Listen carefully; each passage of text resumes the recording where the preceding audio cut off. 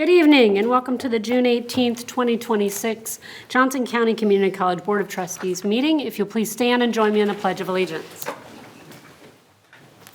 I pledge allegiance to the flag of the United States of America and to the republic for which it stands, one nation, under God, indivisible, with liberty and justice for all. All right, looking around the dais, we have all 7 trustees present. We have a full house tonight. That concludes our roll call. We're going to move right into our awards and recognitions and highlights. Dr. Mixa, who do we have sitting in the front row here? Do we have some world-class winners? Yes, well, it's not really a secret. Yeah, right. It's not really a secret, so I will just hand it over to Coach Horner and have him come up and go for it. Let's go.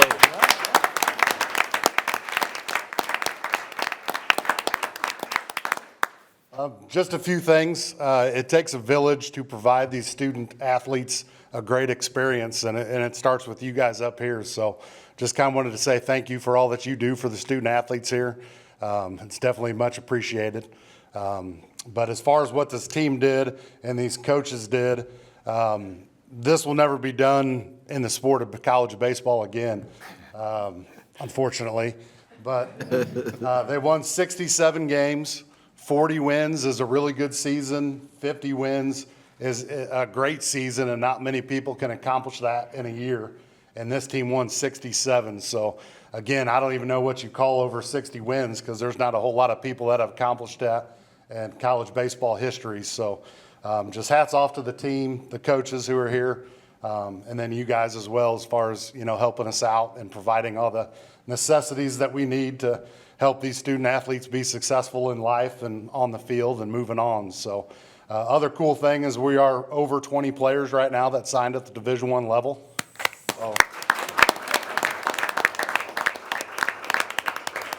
So being able to provide those guys with the services and the things that we can to help them get prepared for the next level is second to none here. So again, really appreciate it. So coaches, you guys got anything?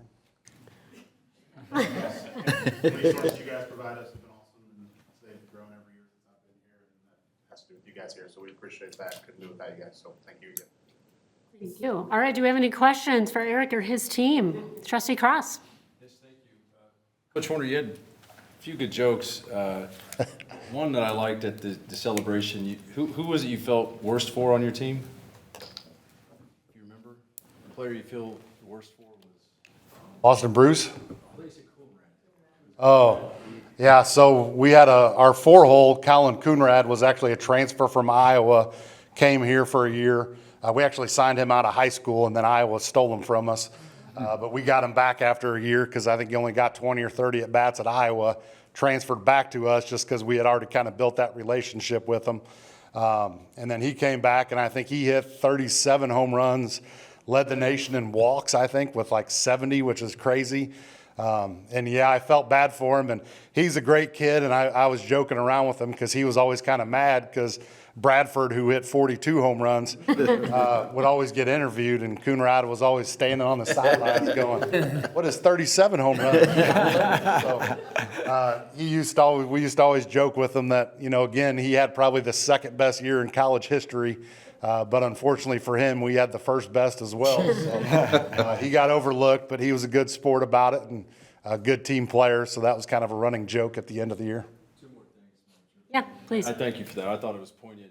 And the whole lineup, our 7-hole hitters going to Oregon, right? 7 holes going to Florida State. The 6 holes going to Oregon. There's a whole impressive lineup in roster. A couple other things. I thank you for how much you thanked everybody, the wives, the staff. And when I was watching the Super Regional, I'm a KU grad, against OU, I don't know what happened. I'm not inside KU baseball, but your comments about your staff, cutting video, studying, so that you and the team could be prepared. I felt like OU was better prepared, and I just want to commend you all for how prepared we were each and every. I watched several games, not that many, but the ones that I could watch. I wanted to thank you for your comments. And then I've already emailed Travis Goff a couple times, making sure KU's watching you all. Thank you for what you did. I really appreciate you guys. Any other questions? Trustee Jennings. Thank you, Madam Chair. I just wanted to, I was at the celebration as well, and to watch the students and see them really commend each other. And the ones that got up and spoke, they talked about what an amazing team they had for each other, not for themselves. And I have to say that really that leadership from you guys is what creates that kind of team. And the energy there was just amazing. And that's the hardest part that our coaching staff does a great job with, because like we are a stepping stone. So our guys are coming here for a year or 2 years. And let's be honest, baseball is kind of a selfish sport in the sense where you got to have a good batting average, you got to have a good ERA, but keeping these guys still grounded and understanding they're playing for the team and each other is a tough battle, just because these guys have kind of got to get theirs to make sure they go to a Division I level. So that is the hardest part of the job. But again, having coaches like we do to make sure we're all on the same page and getting these guys on the same page was kind of a huge success. And then kind of another thing that I've got too is I know sometimes it's overlooked, and again, athletics always kind of seems like a budget concern with money and whatnot, but I mean, we were on ESPN, we got on a lot of different things, so I think you guys may debate whether it was free or not, but the free marketing that this school got, I think is second to none. Again, being on ESPN, getting nationwide attention with how good this team was. I mean, I think that was huge for this school, and huge for students wanting to come to this school and things like that too. Exactly. Trustee Holton. So congratulations. One quick question. Any of these young men potentially getting drafted this year as well? We got 6 to 7 that should have a really good chance. Oh, well, that's awesome.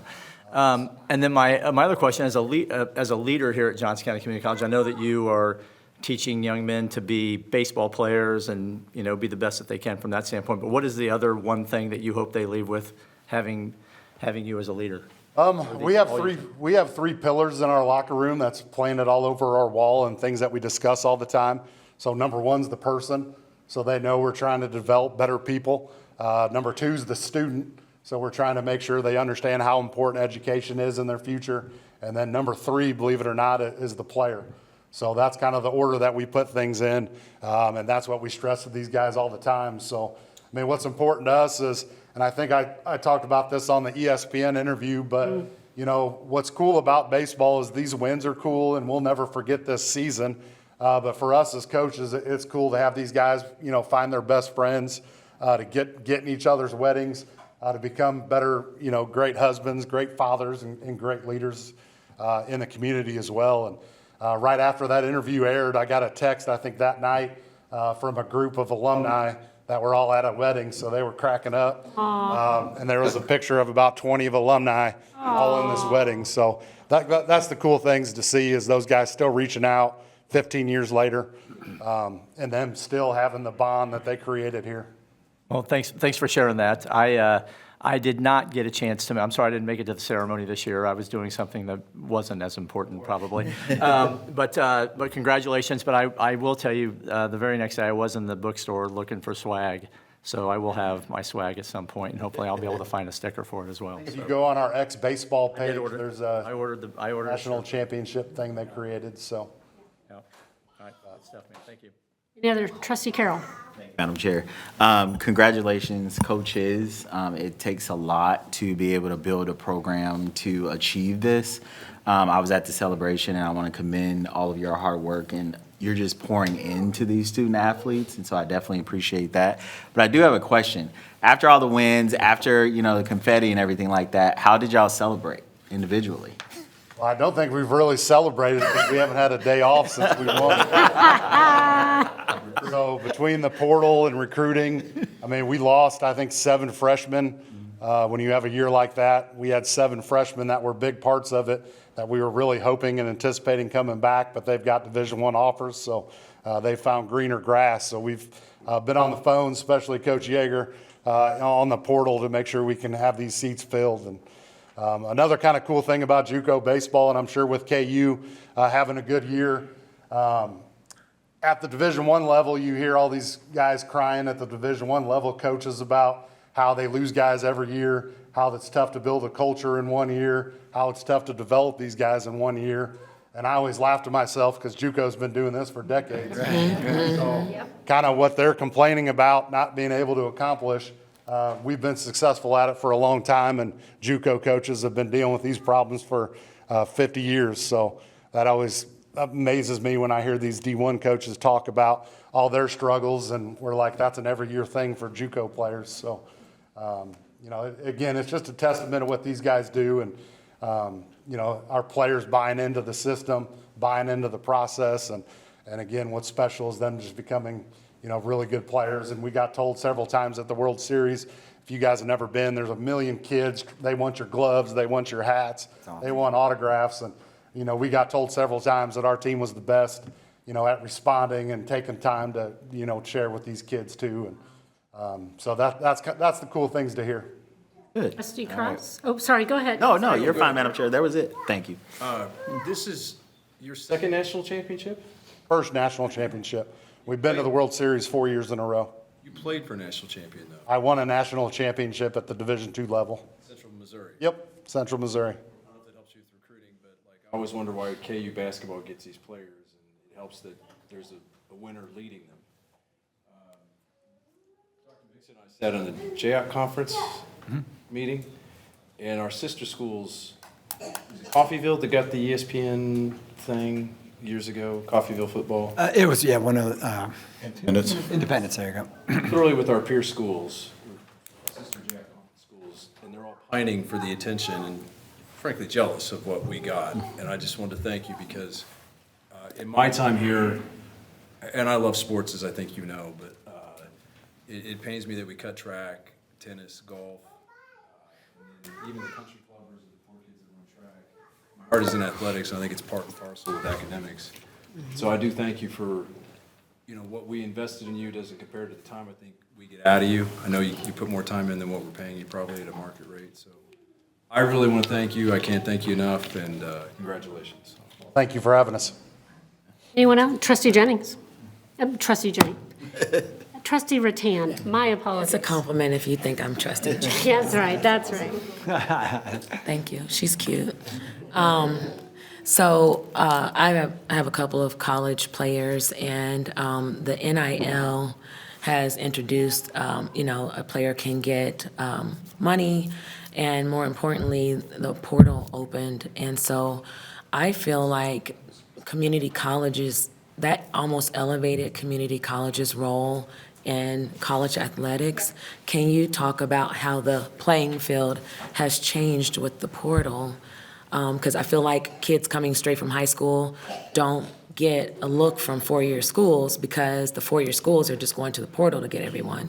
So how has that impacted you, if at all? The biggest impact that we've had is the Division I schools have all gone to a roster size of 34. So that's been the biggest thing for us, is because now KU, K-State, Arkansas, those schools can't take 60 guys anymore. So that means when they used to take 60, now they can only take 34. So that's 26 kids that should land to us first before they go to an Arkansas or a K-State or a KU. So that's probably the biggest difference. Of the NIL money, it's good for our kids because, I don't know, before NIL money came about, a good baseball scholarship at like a KU was 50%. I mean, if you got 50% offer at a KU, we were telling that guy to take that because that's an outstanding offer. Now with the NIL, I bet of our 20 kids, and Wally may know more about this, but I bet 18 to 19 are getting completely fulls. Plus, a lot of them are getting everything paid for, plus like anywhere from 20 to 50,000 on top. So it's great for our guys coming out because now they're getting their education paid for, plus some. Now, where that has also kind of affected us a little bit negatively is if a guy that goes to KU now is not paying anything, so when he comes in the portal or he drops down to us, it's going to cost us more money to get that kid, because usually if he was on 50% at KU, we could offer him a books, tuition, and fees scholarship, and they were tickled to death because we were paying for essentially everything but living. But now that they're getting so much money out there, and with us talking to all these portal guys, like they just want more and more and more. So you're essentially having to overpay for some of these guys, just because that's currently what the Division I world's doing, and it's kind of trickling down to us. Definitely impacted all of college sports. Thank you. No further comments from anyone? I just wanted to say a couple things, Coach. One of the things you talked about one-on-one after the ceremony was that you understood who we were, and it's a unique position, and we're a second chance institution for a lot of people. What really struck me was you can think we're a great community college that's above a lot of others, and we can pretend we're somebody we're not, but the way that you all went after kids that got redshirted, got cut, had benched pretty much a whole season, and made sure that they knew they could come here, and you would put them to work, they would get the baseball experience they wanted, and also they would get their studies in, and they would meet your expectation, really speaks to what a great, amazing employee and group of coaches you all are, because we're not for everyone, and we have to understand we're a 1 to 2 year place, and it's hard. It can be hard for staff and faculty at other places to understand that, but it's what makes us unique and makes us a launching pad for these kids that this year, of all the years, have incredible stories, but I know every year before that also have incredible stories because of what you all do. So I want to appreciate you, because I know that takes a lot of time to go in there and find those kids. You built relationships when in high school, they got pulled to a nicer, Division I school, and then you follow through and catch up and make sure you follow their stories, and if they aren't getting the chances they wanted, you recruit them back, which is exceptional, and has made this team exceptional. I think the other thing was I really enjoyed your ESPN interview. I listened to it with my boys. My favorite little segment was, we were number one for most of the year. After like halfway through the season, it was like, man, there's no one close, right? And yet you're still having them have track days when they're getting a little chippy in the dugout, still invoking that discipline and those high standards so that they know, just because you're on top doesn't mean you get to just be whatever craziness you want to be. That discipline is so critical for life, whether they go on with baseball or not. And that is kudos to you and your leadership. So thank you so much, all three of you, for everything you do.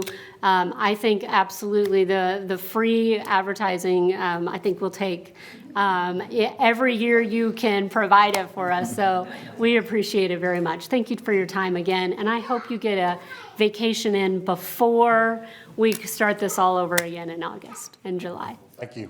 Thank you all.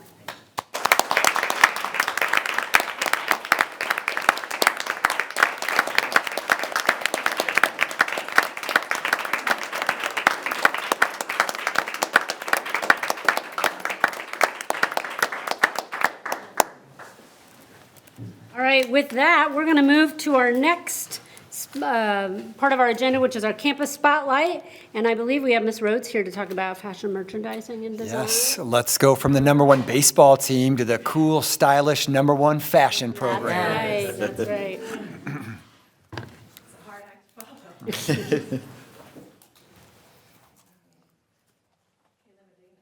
Yeah, they will switch it. Okay.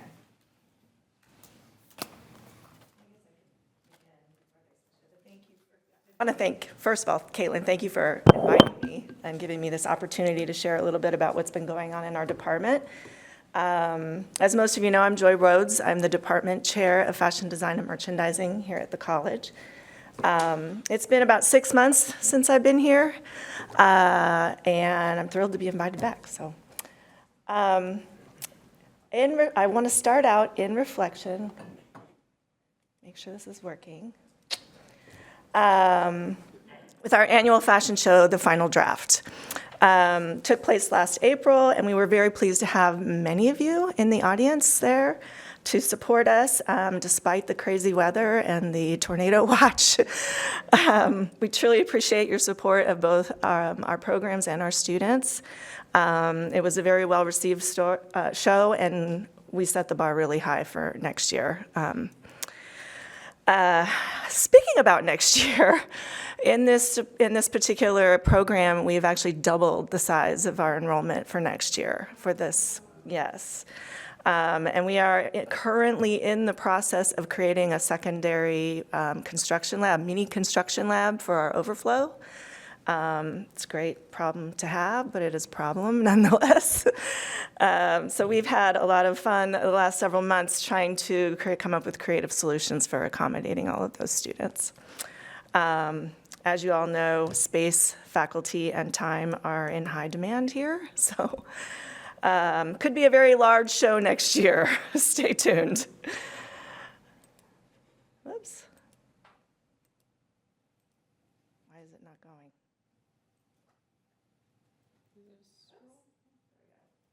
Okay, so last time I was here, I talked about a little bit about a collaboration that we had in store for last semester. And it landed in my lap with Sporting KC, the local soccer team. This collaboration was born out of a marketing partnership that we have with them. We've had for many years, I guess. Deanna Belshi from our marketing communications department came to me to discuss ideas about how to maximize this relationship and facilitate student learning and involvement in the organization. In the beginning, it seemed like a little bit of a stretch. Full disclosure, I know nothing about soccer. So it was a learning experience for all of us. But after some creative brainstorming with the sporting executives and talking to them a little bit more, we were able to come up with some very relevant projects for our fashion merchandising and fashion merchandising capstone students to participate in. So one would not immediately think that soccer club would have any relevance to fashion, but the connections are actually plentiful and very real. I was a little nervous about presenting this to the students to begin with. Didn't know how it would be received, but it was met with great excitement and enthusiasm. So, whew. So how did we utilize this partnership to facilitate learning? So these are some pictures that we took at the venue. The ones on the left-hand side are the first match that we went to, and the ones on the right-hand side are from the second match. We were actually invited to 2 separate matches. We started our class project in March with the first match. The fashion merchandising and marketing capstone students acted as secret shoppers throughout the Sporting KC Stadium during a match. No previous experience, none of them had been there before, so blind. With several retail locations on site, the students evaluated customer experience, visual merchandising, and product strategy, giving them the opportunity to utilize and apply skills that they had gained in previous courses. The students worked in teams and observed and analyzed their experience based on several outlined criteria, and then they created professional presentations that they presented to the Sporting KC execs, what their findings were, and offered suggestions for improvement for the sporting facility. A little bold. Here you can see some of our students giving their presentations. We made the smart move to invite Susan McSpadden to our presentations, so we were able to capture these presentations. And yes, the student was reprimanded on having a bare midriff in her presentation. It's not very professional. But they did, the Sporting KC people actually gave them feedback, and they wrote notes and took a lot of their suggestions to heart. Okay. So after that, the students learned about the unique retail and merchandising challenges that the club faces, and were introduced to the world of branding and licensing. Having some experience in licensing myself in a previous life, this was kind of my favorite part of the whole experience. Sporting develops uniforms and fan-based products in collaboration with Adidas, Fanatics, and even our local Charlie Hustle. So the students got to see that side of the product development process. As a side note, there are many companies here in the KC metro area that develop licensed apparel products for many different markets. Some local companies, Unrivaled Apparel is a big one, formerly Gear for Sports, Design Resources, Inc., Staples, the big one, and of course, Charlie Hustle is one of the smaller ones. As I mentioned, this collaboration was born out of our marketing communications department, and I was thrilled to have them join us on this adventure. You can see right here, you may recognize Callie Woods from the communications department. She joined us both in the classroom and at the venue, documenting the whole experience for our JCCC social media. Her content planning and scripted video shoots were super fun to be a part of, and the students learned a lot from her, one of our local people. I want to play this video. It's our, whoops, I put. Was invited here to the Temple University Park by Sporting KC for an exclusive behind-the-scenes look at their stadium.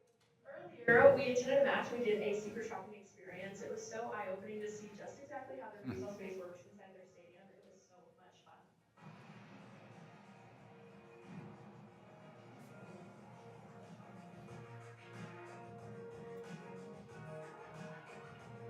Throwback, The Wiz.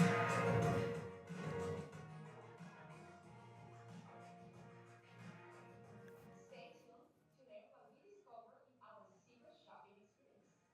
And we may or may not be helping with an upcoming sporting merch launch.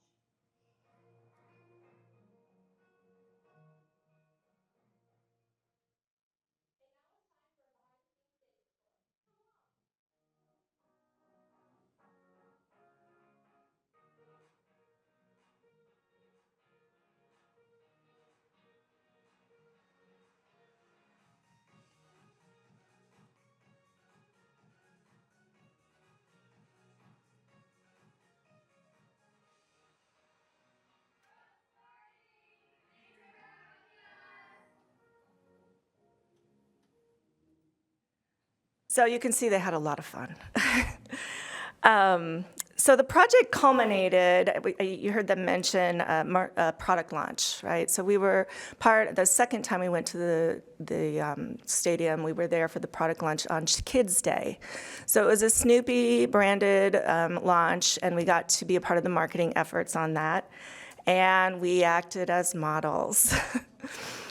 So the marketing team from Sporting KC came to the college. We picked out site locations, and then you can see some of our students acted as models, including 2 of our male soccer players. Shout out to Jeff Cole for getting the word out there. And then these images were used in their marketing campaign on social media and marketing and throughout the stadium when the product was launched. So that was super fun. It's always great when you can have fun learning, and I'm really hoping that we can build on this experience going forward for the future. Might change a few things, learn a few things, but have some new ideas of things that could potentially be a lot of fun too, and relevant. Now, if we could only get them to start recruiting better players and start winning, that would be really great. Glad you know that much. That's what's important to know right now. Well, both games that we went to, they lost, so it's kind of sad. One last thing that I want to talk about, we have 2 study abroad groups this summer that are out there in Europe, right? Well, one group just came back from Paris, France, as a part of a history of fashion class. They were able to visit several different fashion historical related places in Paris after learning about it a whole semester in advance. And we also have several students that have been or are currently or will be going to FUA in Florence to take classes in fashion in Florence, and then those credit hours transfer back towards their degree plan here. Shout out to Dr. Mixa for taking them out to dinner. Caught up with them. They were a great group. They were awesome. It was so nice for them to have a familiar face in a foreign country. I do think that, I mean, that's what was really important, you know, and I know when I've been abroad, like to have that familiar person come by, have the connections back to where you're at, you know, the students love being there, but it is also nice to go, oh, there is somebody that's thinking about me. So hopefully we can develop that as we move forward. Yes, thank you so much. Other than that, that's all I have for you guys today. If you have any questions. Questions on, okay, trustee Rattan. You forgot one thing, that you had a student as the keynote speaker last night. Will you talk a little bit Yes. about that? For those of you that were not here, yesterday was Sips and Scholarships, and the keynote speaker, Rachel, is one of our students, and she gave the keynote address. Love that kid. Well, thanks for everything you do. Every time I go hang out with you, I have so much fun because I love clothes. But I love that your students are out and about doing the path less traveled with the sports collaboration abroad, speaking in front of hundreds of people. So thanks for your leadership. I really appreciate you. All right, anyone else? Trustee Holden. This was awesome. Thank you so much. I am a huge numbers guy, and you threw in a number, so I always have to ask a question when you throw in a number. So you said that you guys have doubled enrollment for the coming school year over what it was this past year? For this one class, okay, it's the product development class that is where they begin their journey for creating content for the fashion show. Okay, so it's doubled the capacity of this one class? Yes. Oh, okay. In the past, we've maxed at 12 because one person can't handle more than 12. We have 22. And we have 2 sections now. So we'll have a very large show. Congratulations on that. That's awesome. It's a good problem to have. Yeah. Anyone else? Trustee Jennings. Madam Chair, I just wanted to say, you started your presentation by saying, we had this opportunity, but I didn't know anything about it. I didn't know anything about sport in case, that wasn't your deal. And yet, your creativity as an artist showed that you made it shine. Oh, thank you. And your students did too, so thank you for that. And what an awesome opportunity and collaboration with Sporting KC. Dr. Mixa was telling me in our meeting just all of the things that we are collaborating on. That's exciting. Well, it's real world, and very relevant. So it was. Well, I know nothing about soccer. I do now. Soccer's all around us now. Yep. So thank you for everything you're doing. It's amazing. Else? Trustee Carroll. One, I love the fashion show. We were able to make it out with all the crazy weather, so I'm very excited for next year's. I do have a question in regards to, did you open up enrollment for this class and allow that, or what caused this double Good enrollment? question. By the time students get to that point in our program, we pretty much know them all very well.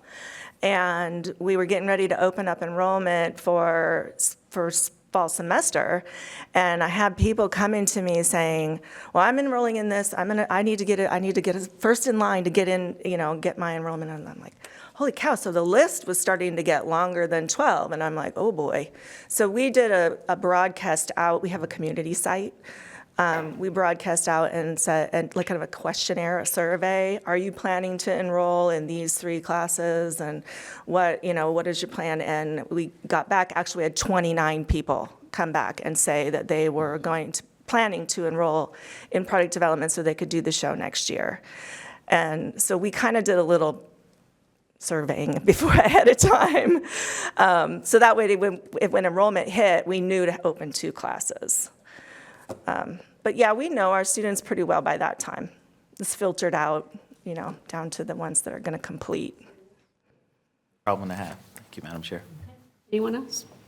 All right, Dr. Mixa, did you have something you wanted to say? Yeah, I was just going to say real quick, those bottom 2 pictures down there were a great example of another real-world experience. And when I got there and I went on a tour of FAU, that the one with the green sort of paddle down there is a store. It's a secondhand store. I'm going to call it secondhand. I think they had like Gucci and all that stuff. The resale store. Better way to say it. Sorry about that. Deb would kill me. I just said that. So it's a resale store. But what I loved is that the students got the experience to kind of work that store a little bit. And then in the back there on the next one, students, the day that I was there, I got to walk in, see them actually working on some of their clothes that they were designing for their class, and some of those clothes end up on the floor there to be sold. So it's just a really cool, total experience from beginning to end, I thought. So it was really neat. So Yeah. Fly is the name of the boutique. that's right. Yes. Well, thank you very much, Joy. Your program is, I think we have another cheerleader here at the college who loves your program as well, with Joy Ginsburg and the foundation, and she's really brought what you all do to our community in a lot of different ways, and I appreciate her bringing that spotlight. But getting to go to the fashion show this year was a highlight. It was delightful.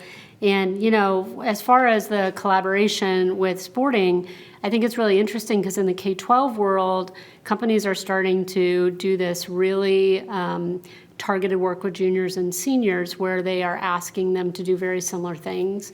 I work for Olathe currently, and I was at a board meeting, and I don't remember all of them, but the company I do remember them having a partnership with, where a group of students was presenting similar experience, was Arby's.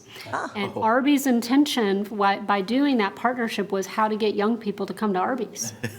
And so I think when you think about the benefit for a company or an organization like sporting, is how do you get young interest, but also how do our students then get to acquire skills like knowing what to wear in a professional presentation is a skill, and I'm glad they got to learn it here with us than at a first job where it may be a higher risk, But being able to have those presentation skills, collaboration skills, and then being able to talk with professionals and understand what that real world application is.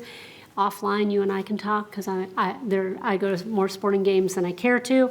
I've been drug into the soccer world by one of my children, and I don't necessarily, as a woman, find much there that I would purchase. Good to know. And I feel like they have a lot to grow. So I hope you continue the partnership, and you all give them that feedback that maybe the non-sport person should provide to a place that kind of thinks in their silos. I think it was eye-opening Really for cool. sporting. Good, Sure. good. I'm really glad to hear that. So thank you for just illuminating what you do, your program, and the great experiences our students get. We appreciate you. Thank you so much. Thank you guys for your support.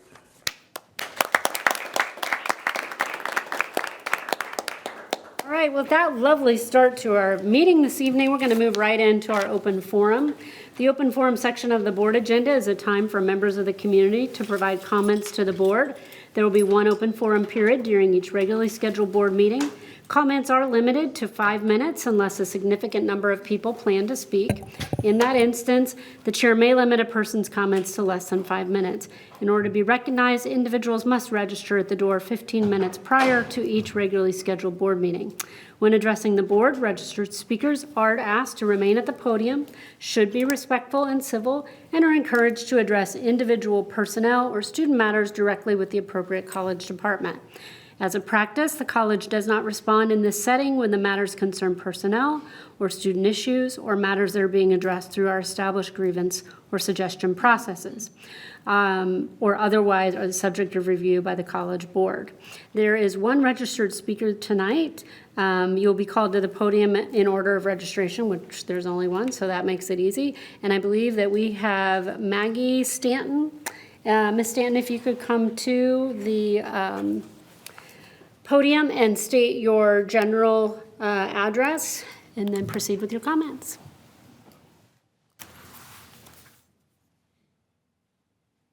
Hello, everyone. My name is Maggie Stanton. I am a lifelong Johnson County resident, a former JCCC student, and current JCCC employee.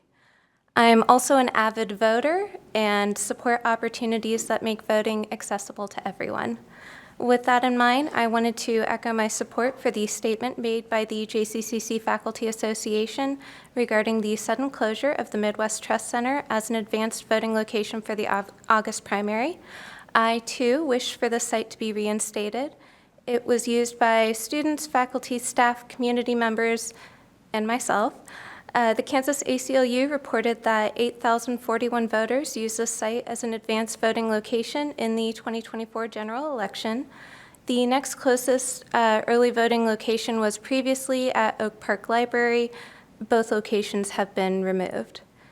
The benefits of having an advanced voting location in our college are innumerable, but because I only have 5 minutes, I will be brief. Our stated mission, JCCC inspires learning to transform lives and strengthen communities, begins with encouraging students to be civically engaged. The best and easiest way to do so is by making voting accessible where they already are. Early voting does not begin for another month, so it is not too late to request that this advanced voting location be reinstated. And I invite the board to join the JCCC Faculty Association, releasing a statement requesting that this crucial voting location be reinstated. I hope I have your support on this, and please let me know how I can help you in this process. Thank you. Thank you very much. All right, with that, we are going to move on to the next part of our board meeting. The first top of the agenda is the Shared Governance Report by Caitlin Krumsick.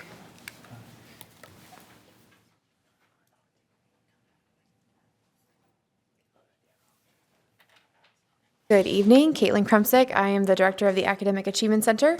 So June is the end of our year in Staff Council and College Council. So that's both an exciting time welcoming new folks to the team and a time to say thank you to the folks who are rolling off after finishing their terms. In Staff Council, there were 7 positions up for election this year. Jerry Droege from Campus Services and Ann Turney from Student Services and Learner Engagement were reelected to their positions, and we're very happy to have them in their continued experience and perspective on the council. I'm also excited to announce that there have been 5 new folks that will be joining us for the upcoming year. Mark Barbosa from IT, Callie Woods from Marketing, Farhan Sathik from Student Services and Success, Jason Brunkin as our full-time at-large representative, and Caleb Alexander as our part-time representative. Many thanks also to Christina Seitzinger, Aaron Hertel, James Drone, Karen Kohler, and Michelle Bolin, who finish off their Staff Council terms next week. In celebration of both our incoming folks and our outgoing folks, Staff Council is hosting an ice cream social next Tuesday, June 23rd at 3 p.m. This event is open to all staff, and more details can be found on InfoHub. It went out today, and I think it'll go out next week as well. Over in College Council, I will continue to be the co-chair for the next academic year. I also want to thank Rachel Lears, Ann Turney, Christina Seitzinger, and Jamie Cunningham for their service in the last year. And that is all I have for you today. Are there any questions? Questions from the board? All right, I don't see any. Thank you very much for your report. All right, we're going to move on to our Faculty Association presentation by Dr. Oliveris.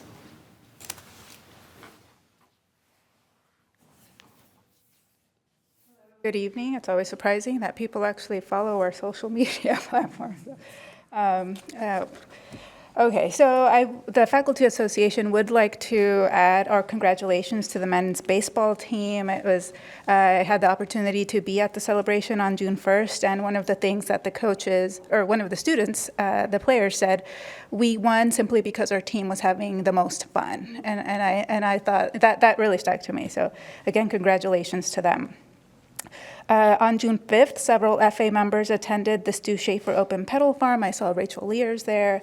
There were, I would say, 50 plus people there, I think. Stu Schaefer was a former sociology professor, founder of the Sustainable Agricultural Program at JCCC, and the Open Pedal Farm was renamed in his honor. Several community members, employees spoke about the Stu's contributions to sustainable agriculture, not just on campus, but in the community and in the state at large. So it was very lovely to hear speakers, and of course, family members also spoke in his honor. Last Wednesday afternoon, I received news that the CAO, Dr. Gurbishan Singh, will be launching a pilot program for the next year. In this pilot program, a college employee, it's unclear if it will be faculty or staff, will serve in a division program coordinator role to supplement or perhaps eventually replace faculty chair roles.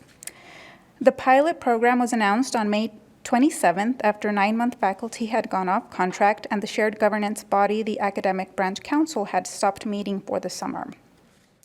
Many chairs have asked questions about this pilot program and how the efficacy of the program can be accurately measured while faculty members continue to carry out work as faculty chairs alongside this program coordinator role.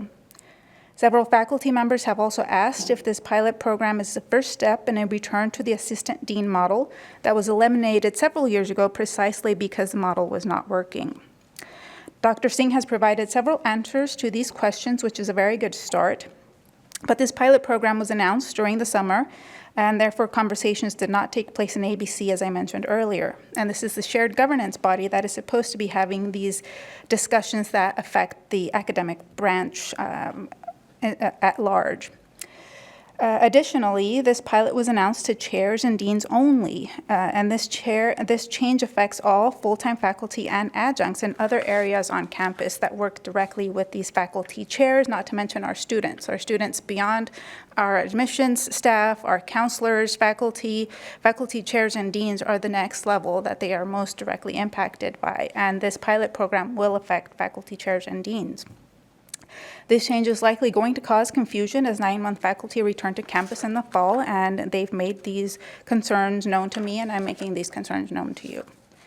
I don't want to end on a negative note, so I would want to congratulate Dr. Mixa for an early birthday.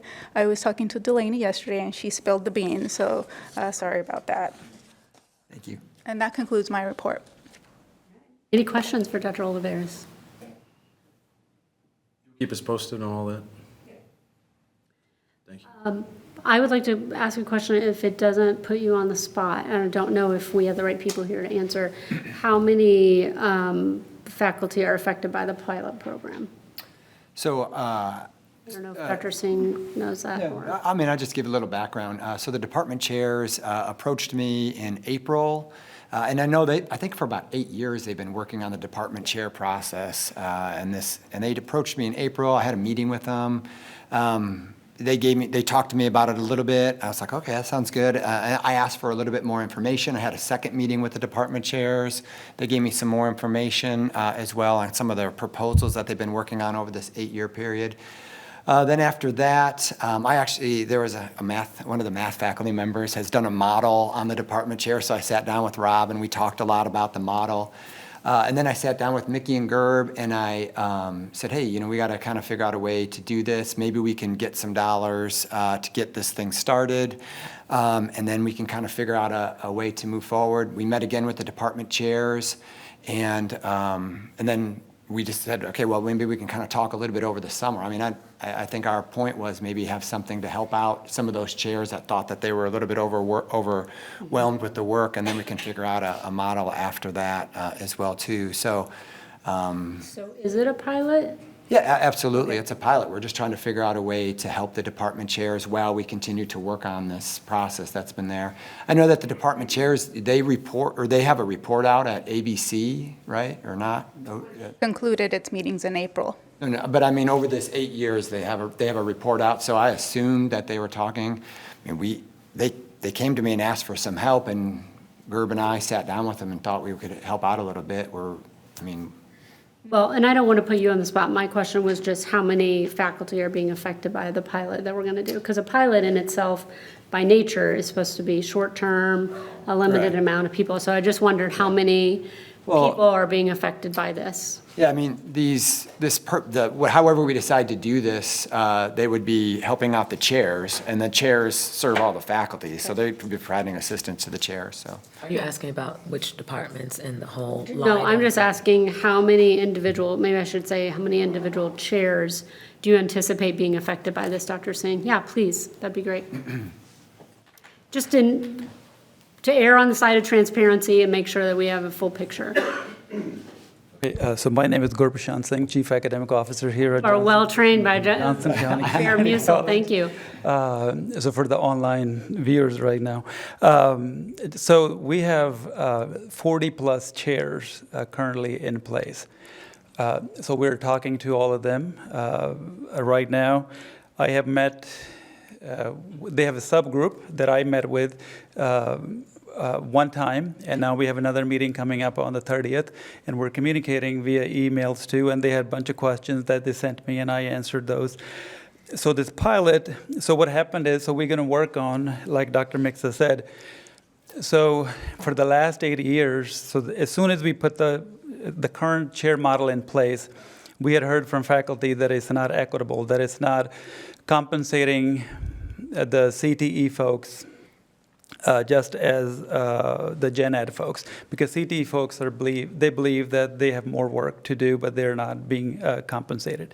So we asked them to come back with a plan that would work for both sides. So they've been out there for 80 years and don't have a plan. So then they went and talked to Dr. Mixa. I think you guys had 3 meetings, and then Dr. Mixa brought them back to me and said, okay, work with them.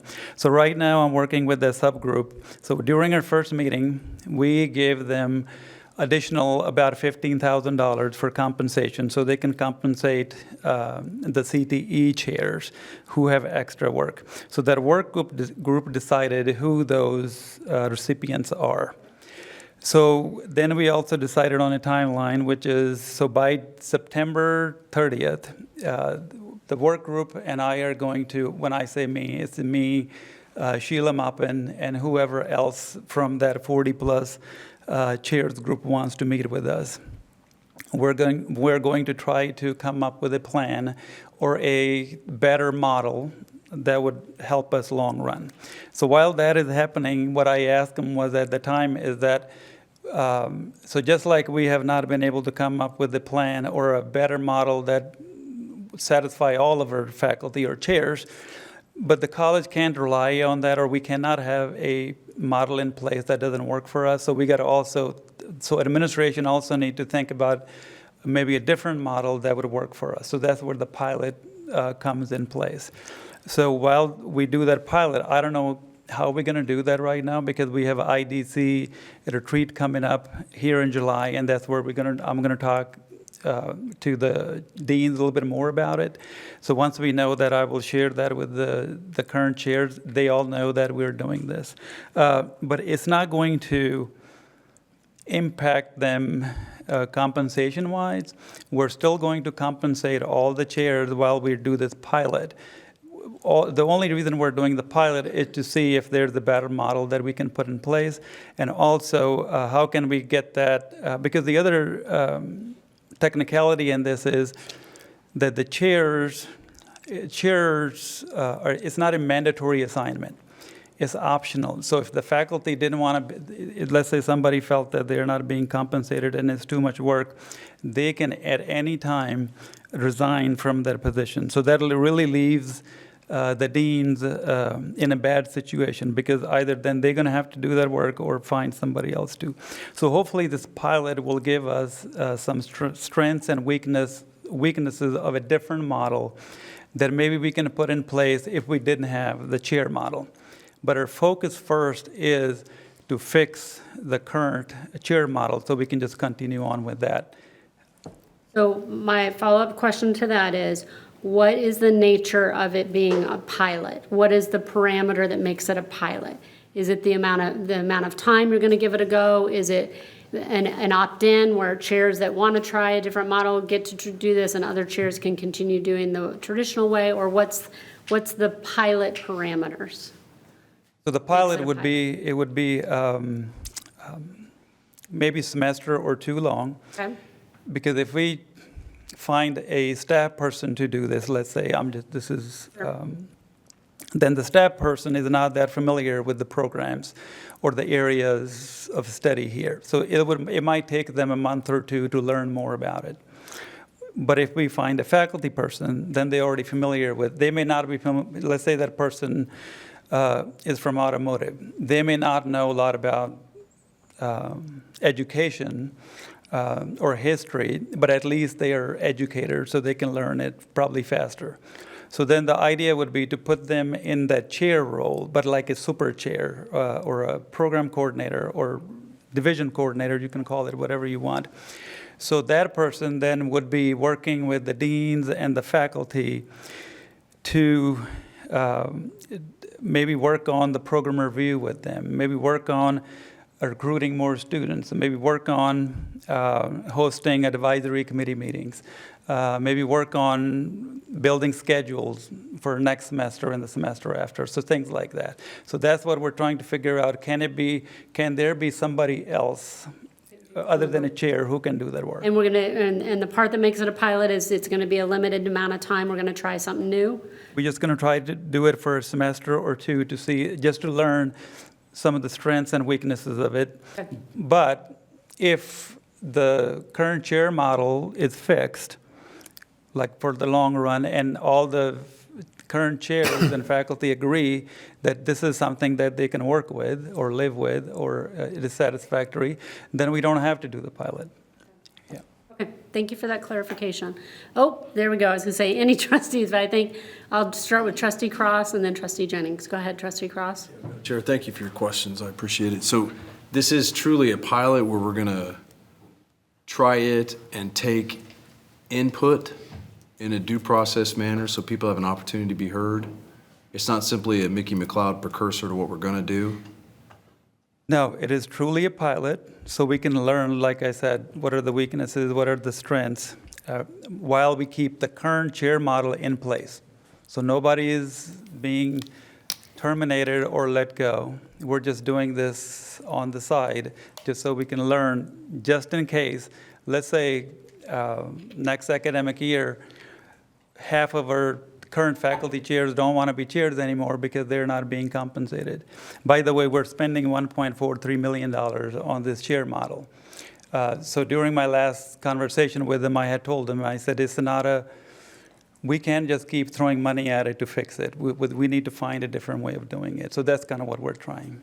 Yeah. Just a brief follow-up, Madam Please. Chair. It's your good fortune that I'm trained to see, or I make my money because I see all sides of a situation. I've spent hours of my life listening to people complain about the chair situation. You have my sympathy, sir. I appreciate the manner you've answered our questions and answered our questions, and it hasn't escaped my attention that you're the one here answering them. With that said, I appreciate that it sounds like you're working to govern in a collegial nature and in a shared governance manner, and I appreciate that. And I just wanted to weigh in on that. Thank you, Madam Chair. Trustee Jennings. May I address that, just final clarification? So some of us may not agree with that because ABC, Academic Branch Council, is not meeting right now, so the shared governance isn't occurring, but I would assure you that it is occurring.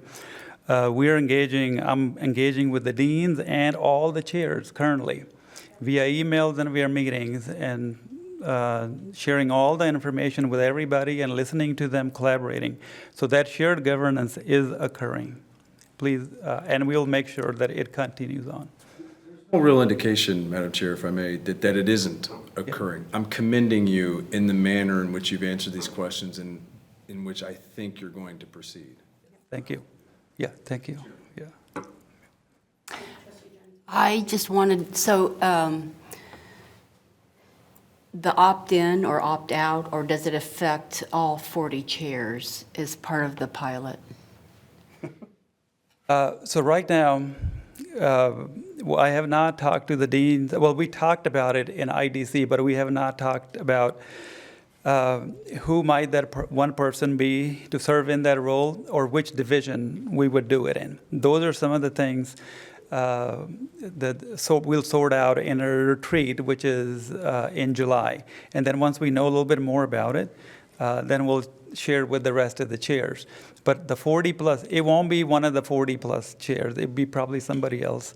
But those chairs will stay in their current roles and be compensated while we're doing it. Was that your question? I feel like I didn't answer it all the way. When I think of a pilot, oftentimes I think that we're going to start small, and if it's working well, then we grow it. Right. But I'm hearing that the pilot is going to be 1 or 2 semesters, but it will affect the whole, all the chairs as part of that pilot. Is that correct? So all the chairs basically do the same job functions. So the pilot is going to be in one division only. We have 8 divisions. Okay, So we're thank not you. going to You do just it answered my college-wide, question. it'll just be- Thanks. Part we're trying to get clarification on. All right, trustee Rattan. What is the chair's job function you just mentioned? So last semester, entire semester, we spent on redefining some of the chair job functions.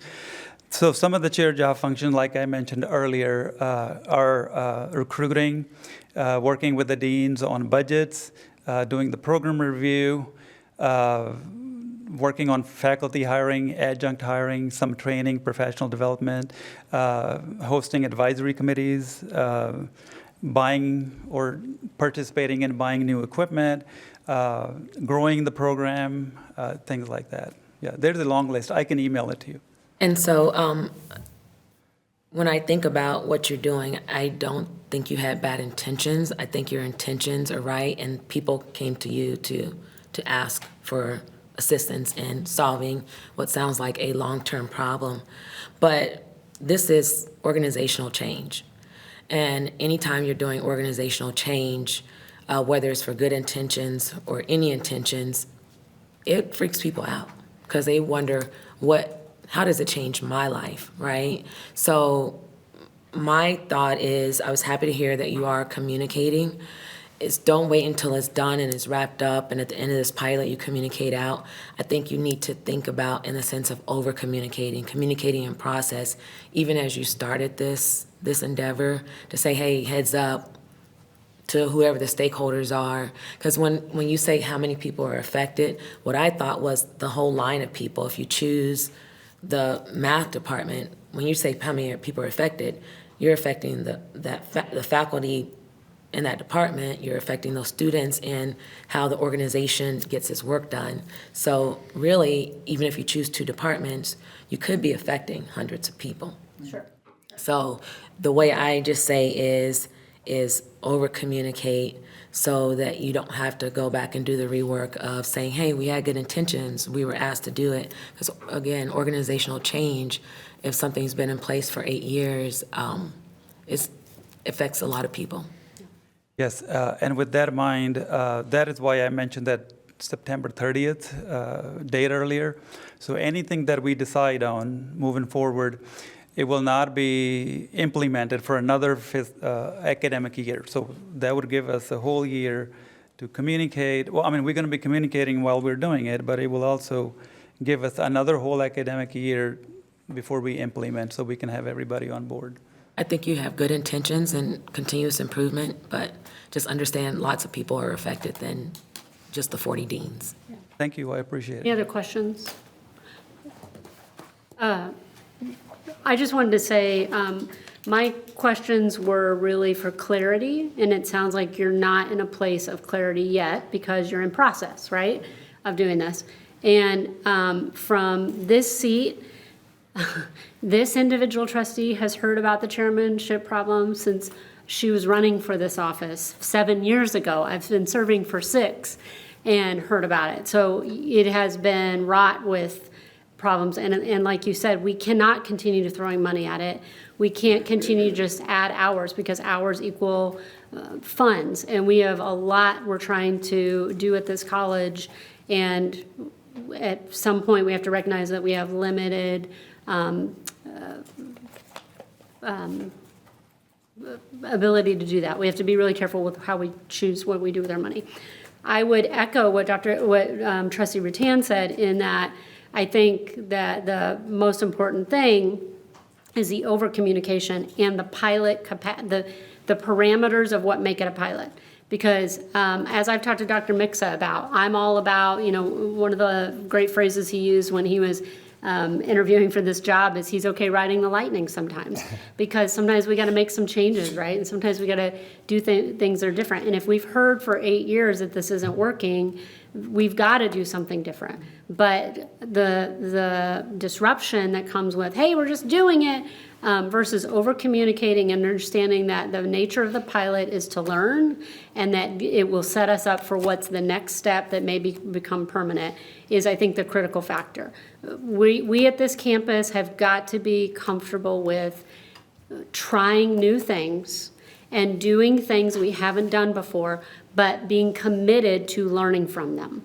And if they are not working and they're not moving us forward, then we're going to go back, do what we've been doing, and try again. But it does us no good to keep doing the same thing that is not working, as well as saying no, any new options are not a viable option. And I just wanted to say that from this seat, because I think those of us on this board have heard from many faculty in many different ways, and I know that there are groups that embrace change easier than others, and there are groups that don't want change, and the amount of change we've had since COVID means that we've got to do things differently, because the responsibilities we've asked our faculty and staff to carry since COVID have changed. And so we've got to adapt our chair model to better meet the needs of all chairs, not just some chairs. So I wanted to echo that in support of you and in support of Dr. Mixa, and the fact that you were, this whole thing came from people coming to you Right. for help. And it wasn't because you're like, hey, it's April, let's do a new thing. It was because a group came to you and you're being proactive about that.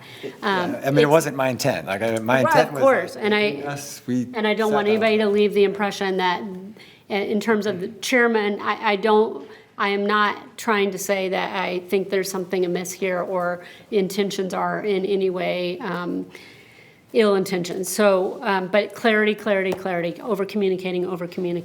And probably that won't be enough for everyone either, but we can use that as our backup to say, but we communicated, and this is what we're going to try. So thank you for coming to the podium and speaking off the cuff as I asked those questions that you were not prepared for. I apologize for doing that to you. No, thank you. We appreciate your support. So, yeah. Dr. Oliveras, does anybody have any questions for Dr. Oliveras, whose presentation this was?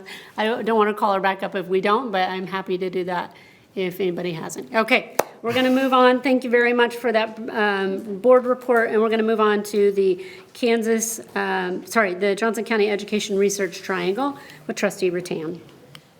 Thank you, Chair. JCERT received $2,300,931.95 in sales tax in May of 2026. This was a good month and an increase of $310,000 from last month and slightly higher than this time last year.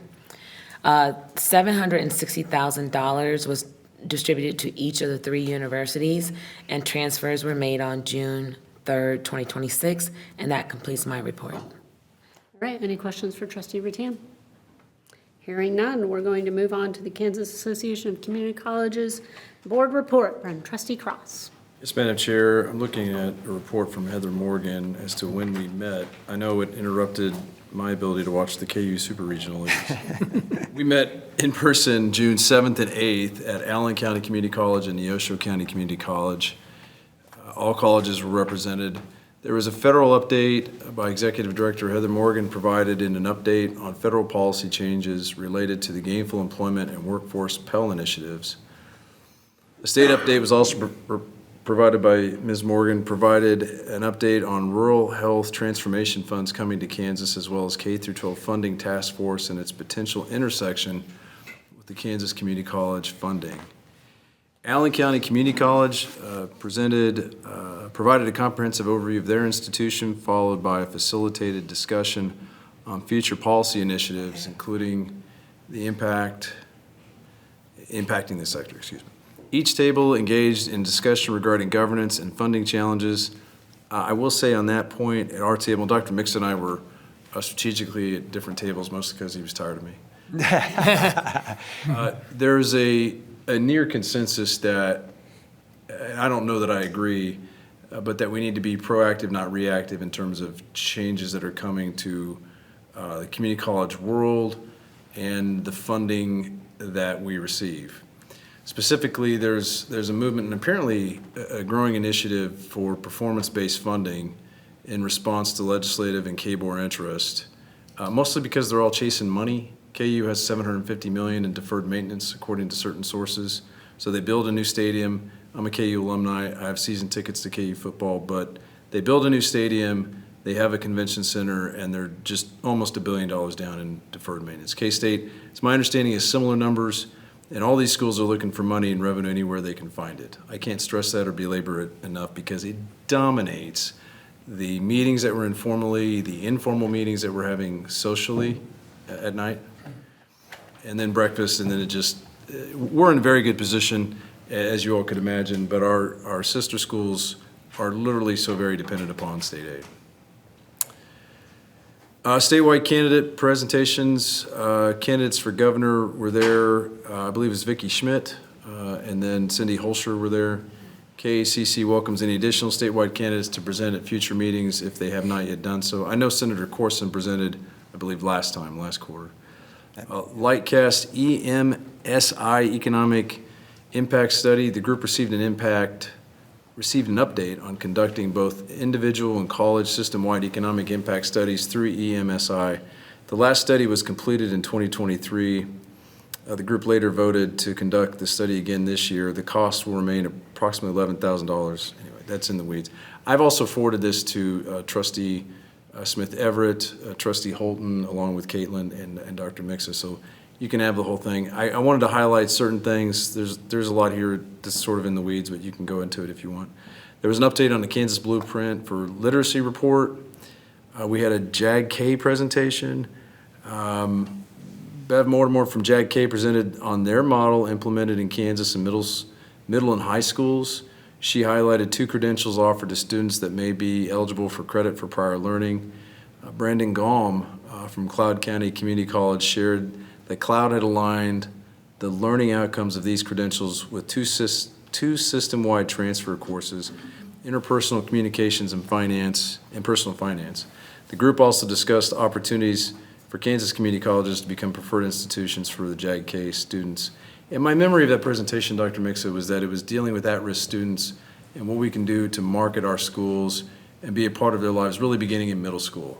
I turned to Dr. Mixa and I said, are we doing that? And he goes, yeah, we're doing it. Yes, we hosted a JAG event on our campus, and then I had talked to Mickey and Gerb a little bit. We have had some discussion around, because they were talking about how to accept possible credits from that JAG group, like if they did X, Y, and Z, what would that map to something on our campus? So there has been a little bit of discussion around that. We have more to do with that as well, too. So that would kind of cross over in that area, also in Elisa's area a little bit, because it's kind of that credit for, that kind of alternate credit path, so, yeah. And as many of you know, both my parents are from Kansas, rural Kansas counties, although my dad was born in Gardner. But there really are heartbreaking stories of the poverty and the challenges that people face in rural areas. I challenge our fellow members of KCCT that in a county of 640,000, that on the I-35 corridor alone, we have people who have crushing poverty and other issues that need addressed here. So I see all this really in coalition, not competition with them, and that we should all be exploring these options and policies together, which is groundwork for other things I'll get to in a moment. Legal services option, there was a presentation by a law firm. We have in-house counsel and resources to hire counsel. It wasn't really relevant to us. With respect to the business meeting highlights, we approved financials and meeting minutes. There was an approved shift in a future KCC format following the August meeting at Barton from Sunday, Monday to Thursday, Friday based on member fee. We're going back to Thursday, Friday. I guess. The Sunday, Monday thing was direct violation of the Bible. That's just my personal preference, but anyway. We approved the fiscal year 2027 budget, including the addition of an administrative fee for Colby to employ the executive director and a reduction in marketing funds to accommodate this change within the existing. It's because they're managing what were they managing? They're managing. Yeah, it's like like in a grant, there's an administration fee, so that Colby's charging an administration. They're charging 15%, Seth Carter. Yes. It's crazy who watches this, so I just want to give shout outs here. He's quite proud of that. We noted the marketing functions, newsletter, social media website will be supported by a KJCCC staff member at no additional cost. Mm-hmm. Is that the Jayhawk guy? Yeah, the Jayhawk. There's 2 people in the Jayhawk conference, and this is a person that they thought that had some capacity. There was such drama at the Jayhawk conference meeting, I don't mind saying, and the jealousy over Coffeyville and the attention that we got and the earnest and desire for our other schools to be recognized for what they do. They take their sports quite seriously. You all know I do, so I'm not throwing any stones. I'm just briefing you what you're a part of, what you help pay for in the Jayhawk conference. Perhaps most importantly, we discussed proposed bylaw amendments to allow Salina Technical College and Manhattan Technical College to join KACC due to notice requirements. An electronic vote will be conducted with the June 26th deadline. As of now, I need to review everything.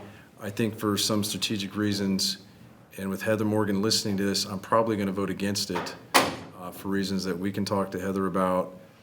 But frankly, Dr. Mixon and I had some concerns about other policies that were being done, and notably it was with respect to dual enrollment. Dr. Mixon? Mm-hmm. We have some 4,000 students impacted by policy choices of KACC over the last. Yeah, we have about 4,000 dual enrollment students. There's, between 1,500 to 1,000 students that could be, or 2,000 students could be impacted. So that's what we're going to work on through. And when we talk about the bylaws, just there are some changes that once our in-house attorneys took a look at, they thought that might be a problem. So Heather's coming in June, myself and Nikki and Dick Carter and Kate will sit down and meet. And hopefully we can kind of work through some of those things and talk about those bylaw changes in August when we go there. And truthfully, I may sit on this board until the people of Johnson County kick me out, but if anybody serves on KACC after me, I do want to belabor that Salina Technical College and Manhattan Technical College are in two different cities in which K-State has campuses. There was some indigestion about welcoming Salina Tech and Manhattan Technical College into the Kansas Association of Community Colleges. So it was something of a rift and an event, in my opinion, that these technical schools want to be a part of our association. I'm generally for that. I can't remember, I think I supported a motion that if you had a Regents affiliation, I really didn't want you in the KACC. Mostly because of, I'll just say it, the lack of trust with Wichita or K-State in which they've operated, and the manner in which they've gobbled up schools, and other schools are looking to take over other community colleges and absorb their resources and frankly revenue. So it appears that Salina and Manhattan Technical Colleges are looking for alliances to survive independent of K-State. And I'm generally okay with it. I think we just need to be heard on some other concerns that we have, quite frankly. This will probably pass. And Dr. Mixon and I were very well welcome. So I just wanted to make that clear, even if we have some disagreements to it. So I want to put that on your radar. We approved the fiscal year 2027 dues, which we pay. Maintaining the existing structure with the adjustments based on each institution's fiscal year 2025 FTE. We did note that the dues invoices will be distributed. Okay, that'll be distributed. We approved the engagement agreement to work with St. Gordon, KCC's longtime accounting firm. Upcoming meetings, we'll meet August 2nd through 3rd, 2026 at Barton County Community College in Great Bend, Kansas. And then December 3rd through the 4th, 2026, we'll meet at Colby, up on the High Plains. That's a location change. I will say that there is an apparent and growing movement that there be a statewide mill levy or some change to the current system in which we fund the county colleges. Rather than doing the progressive or equitable manner of revising our current income tax. And I will note that the governor's office wasn't too happy with me speaking out about the cut to food tax. And I get that it's fair and better for people of lower income and means, but in Kansas where we don't have mountains and we don't have beaches and we don't have oil and gas to pull from the ground and charge severance taxes, we got to get the money somewhere. So I want all of you to be aware that there is a growing movement that there be a statewide mill levy. I do think it would make some sense, and I know one person who thinks that the service areas should probably just pay for the schools in which they serve. And I think that idea actually makes a lot of sense. So there needs to be some equitable means in which schools and areas that are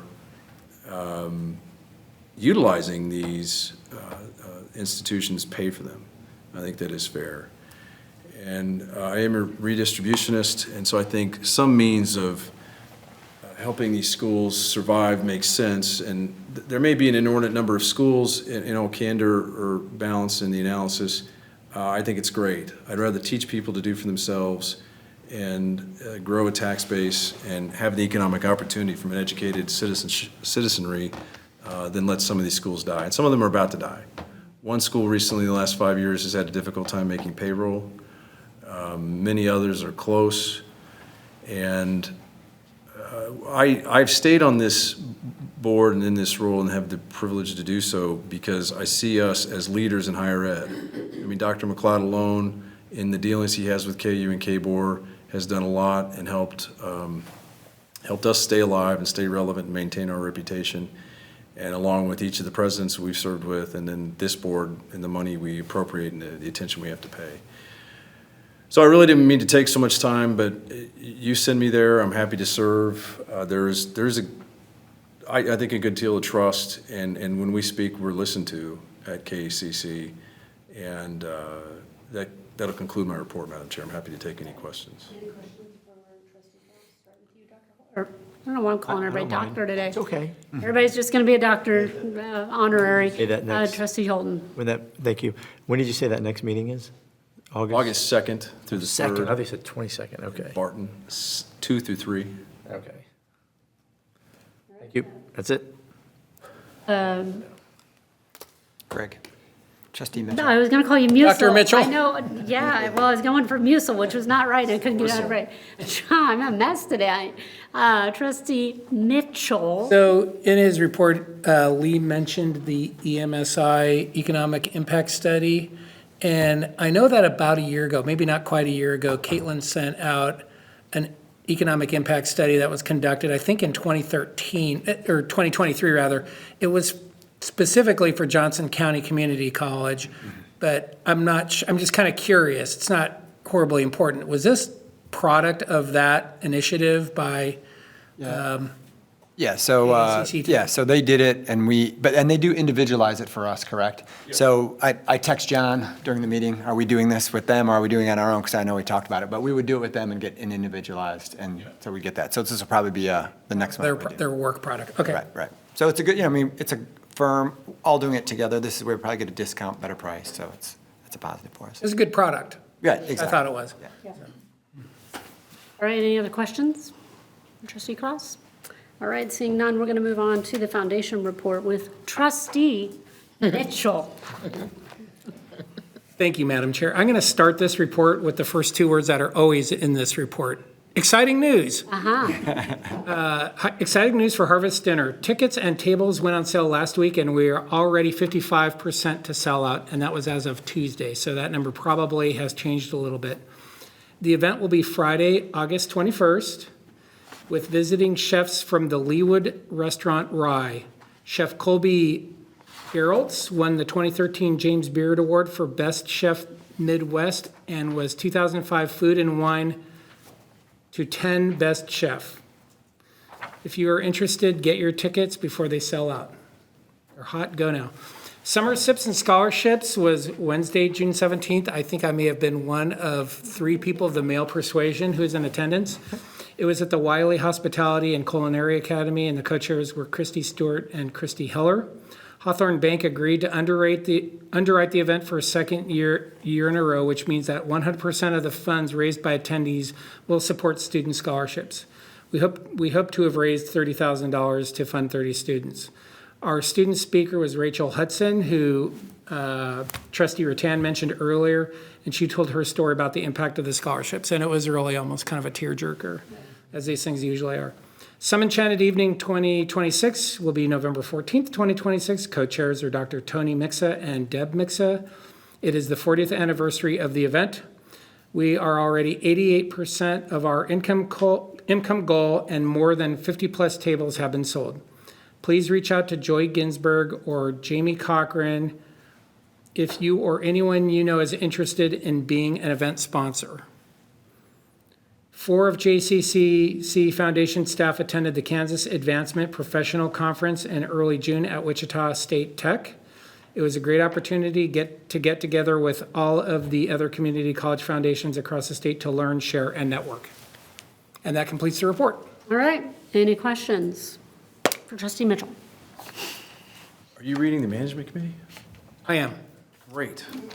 Thank you. Seeing none, we're going to move on to the committee reports and recommendations, and I hope everyone is buckled up and ready because we've got more than 16 recommendations to plow through, and we are going to do them at lightning speed so we still get to see our families tonight. All right, we're going to begin with the Employee Engagement and Development Committee report from Trustee Cross. Thank you, Madam Chair. The Employee Engagement and Developing Committee met June 3rd, 2026.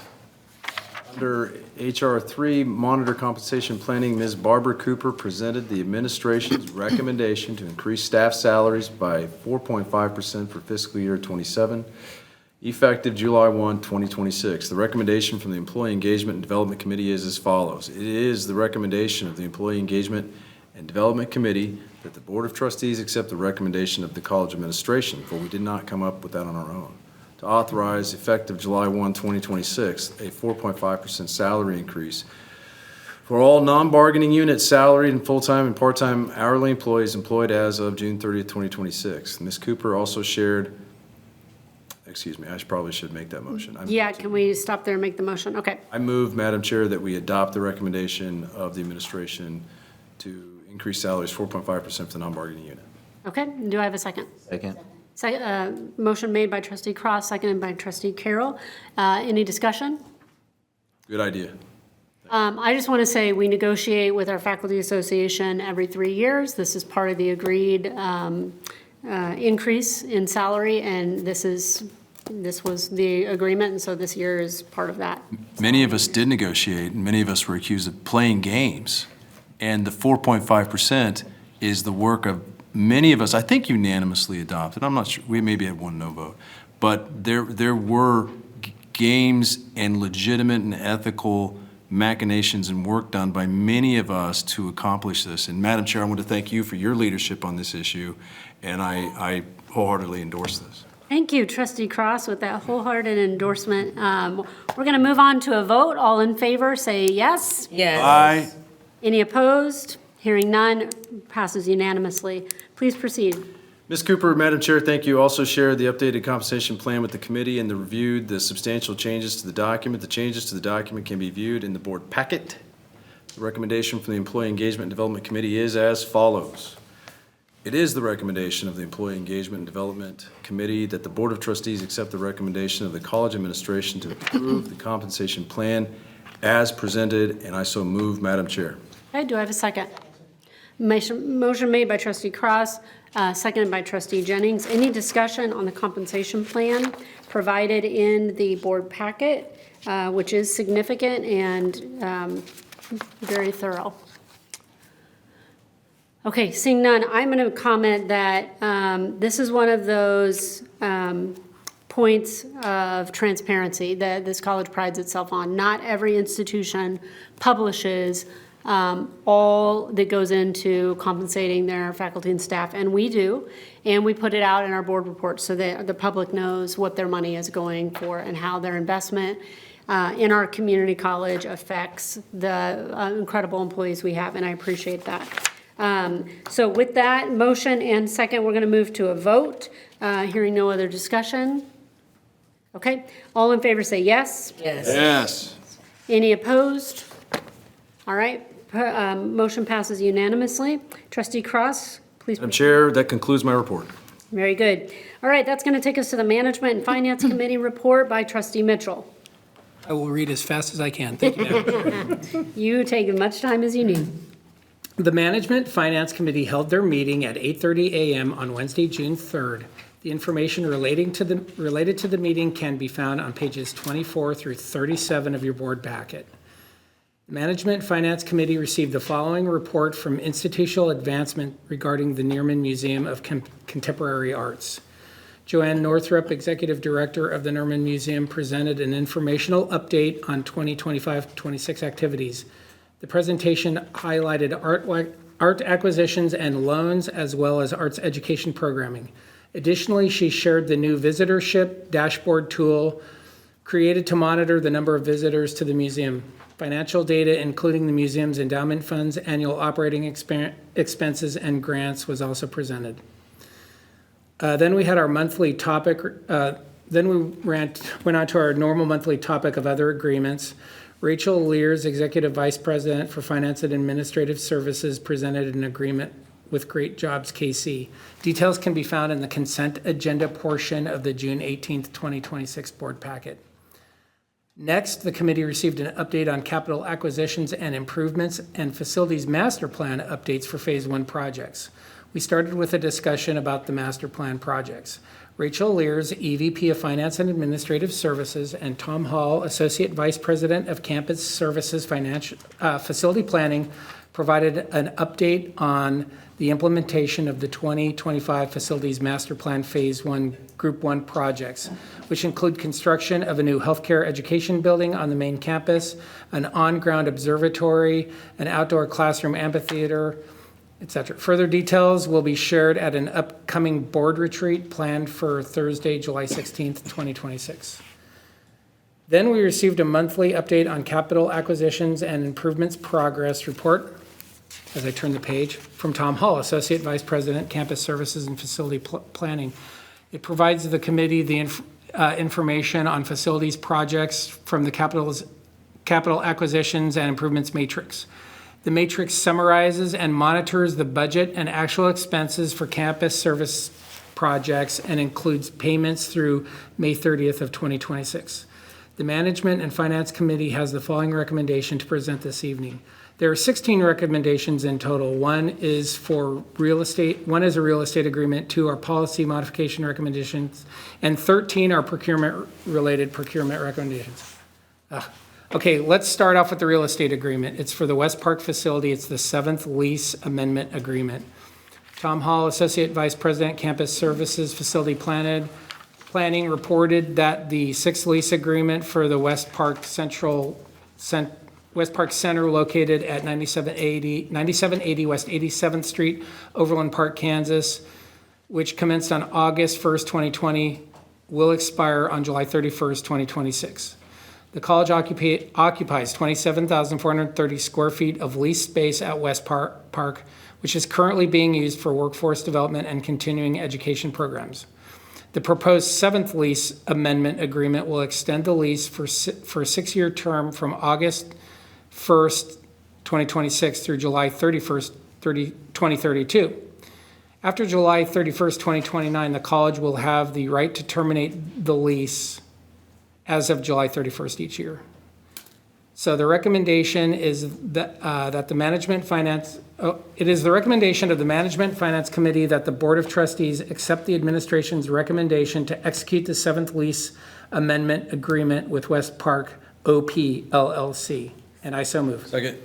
All right, moved by trustee Mitchell. I heard a very quiet second from trustee Rattan. Was it?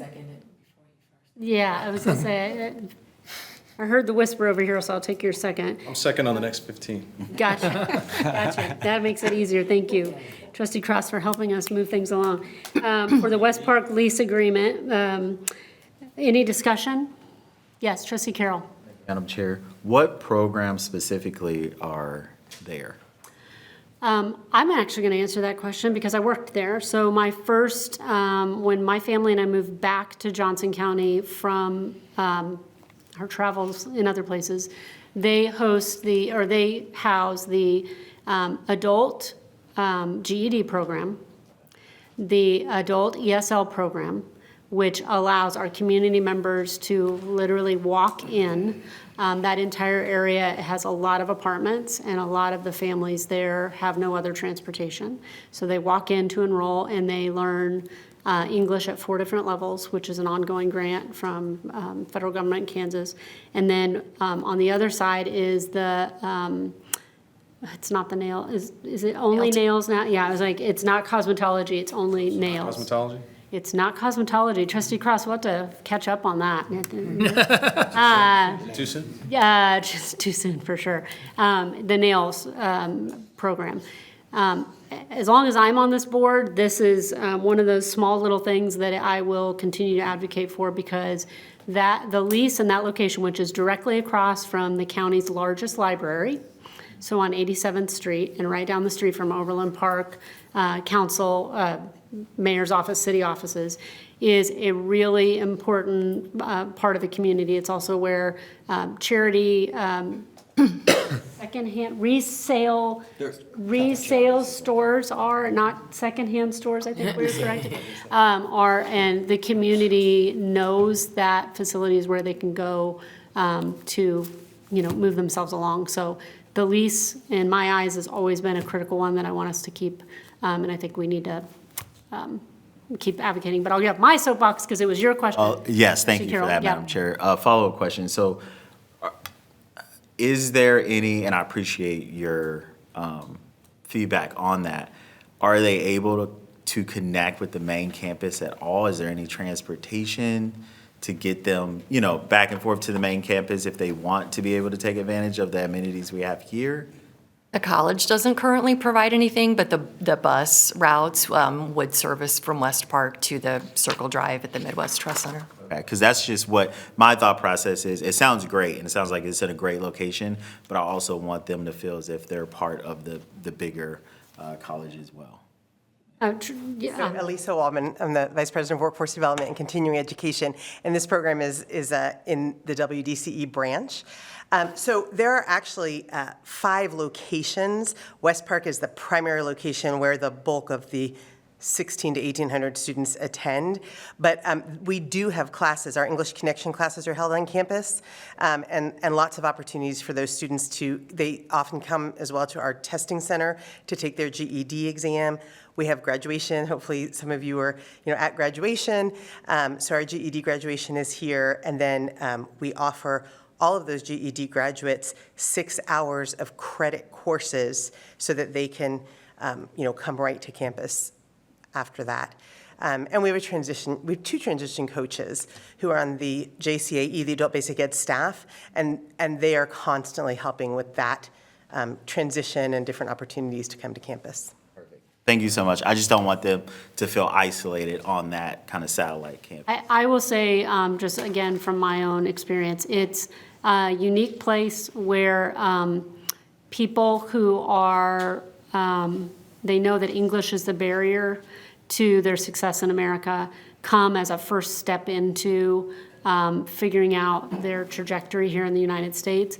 And in the time since I was there, Elisa and her team have done an excellent job of bridging them to the campus eventually. When I was there, that was the discussion is, I had civil engineer from Spain,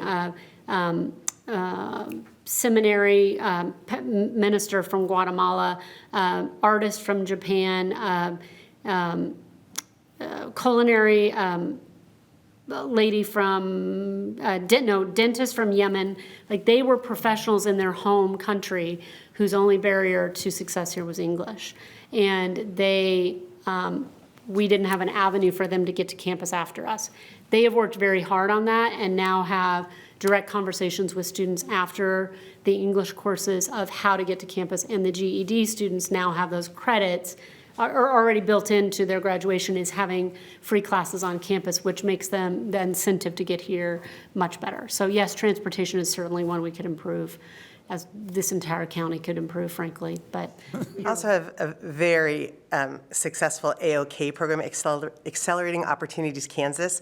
And so those students, some of those students participate in our credit classes for CNA, and they also get their CDL licenses. So I think we had 11 ELL, English Language Learner students who took our CNA courses. And we have a para, for lack of a better term, who is in that class helping them to translate the 1,500 terms that they need to learn. So there's a lot of opportunity there as well.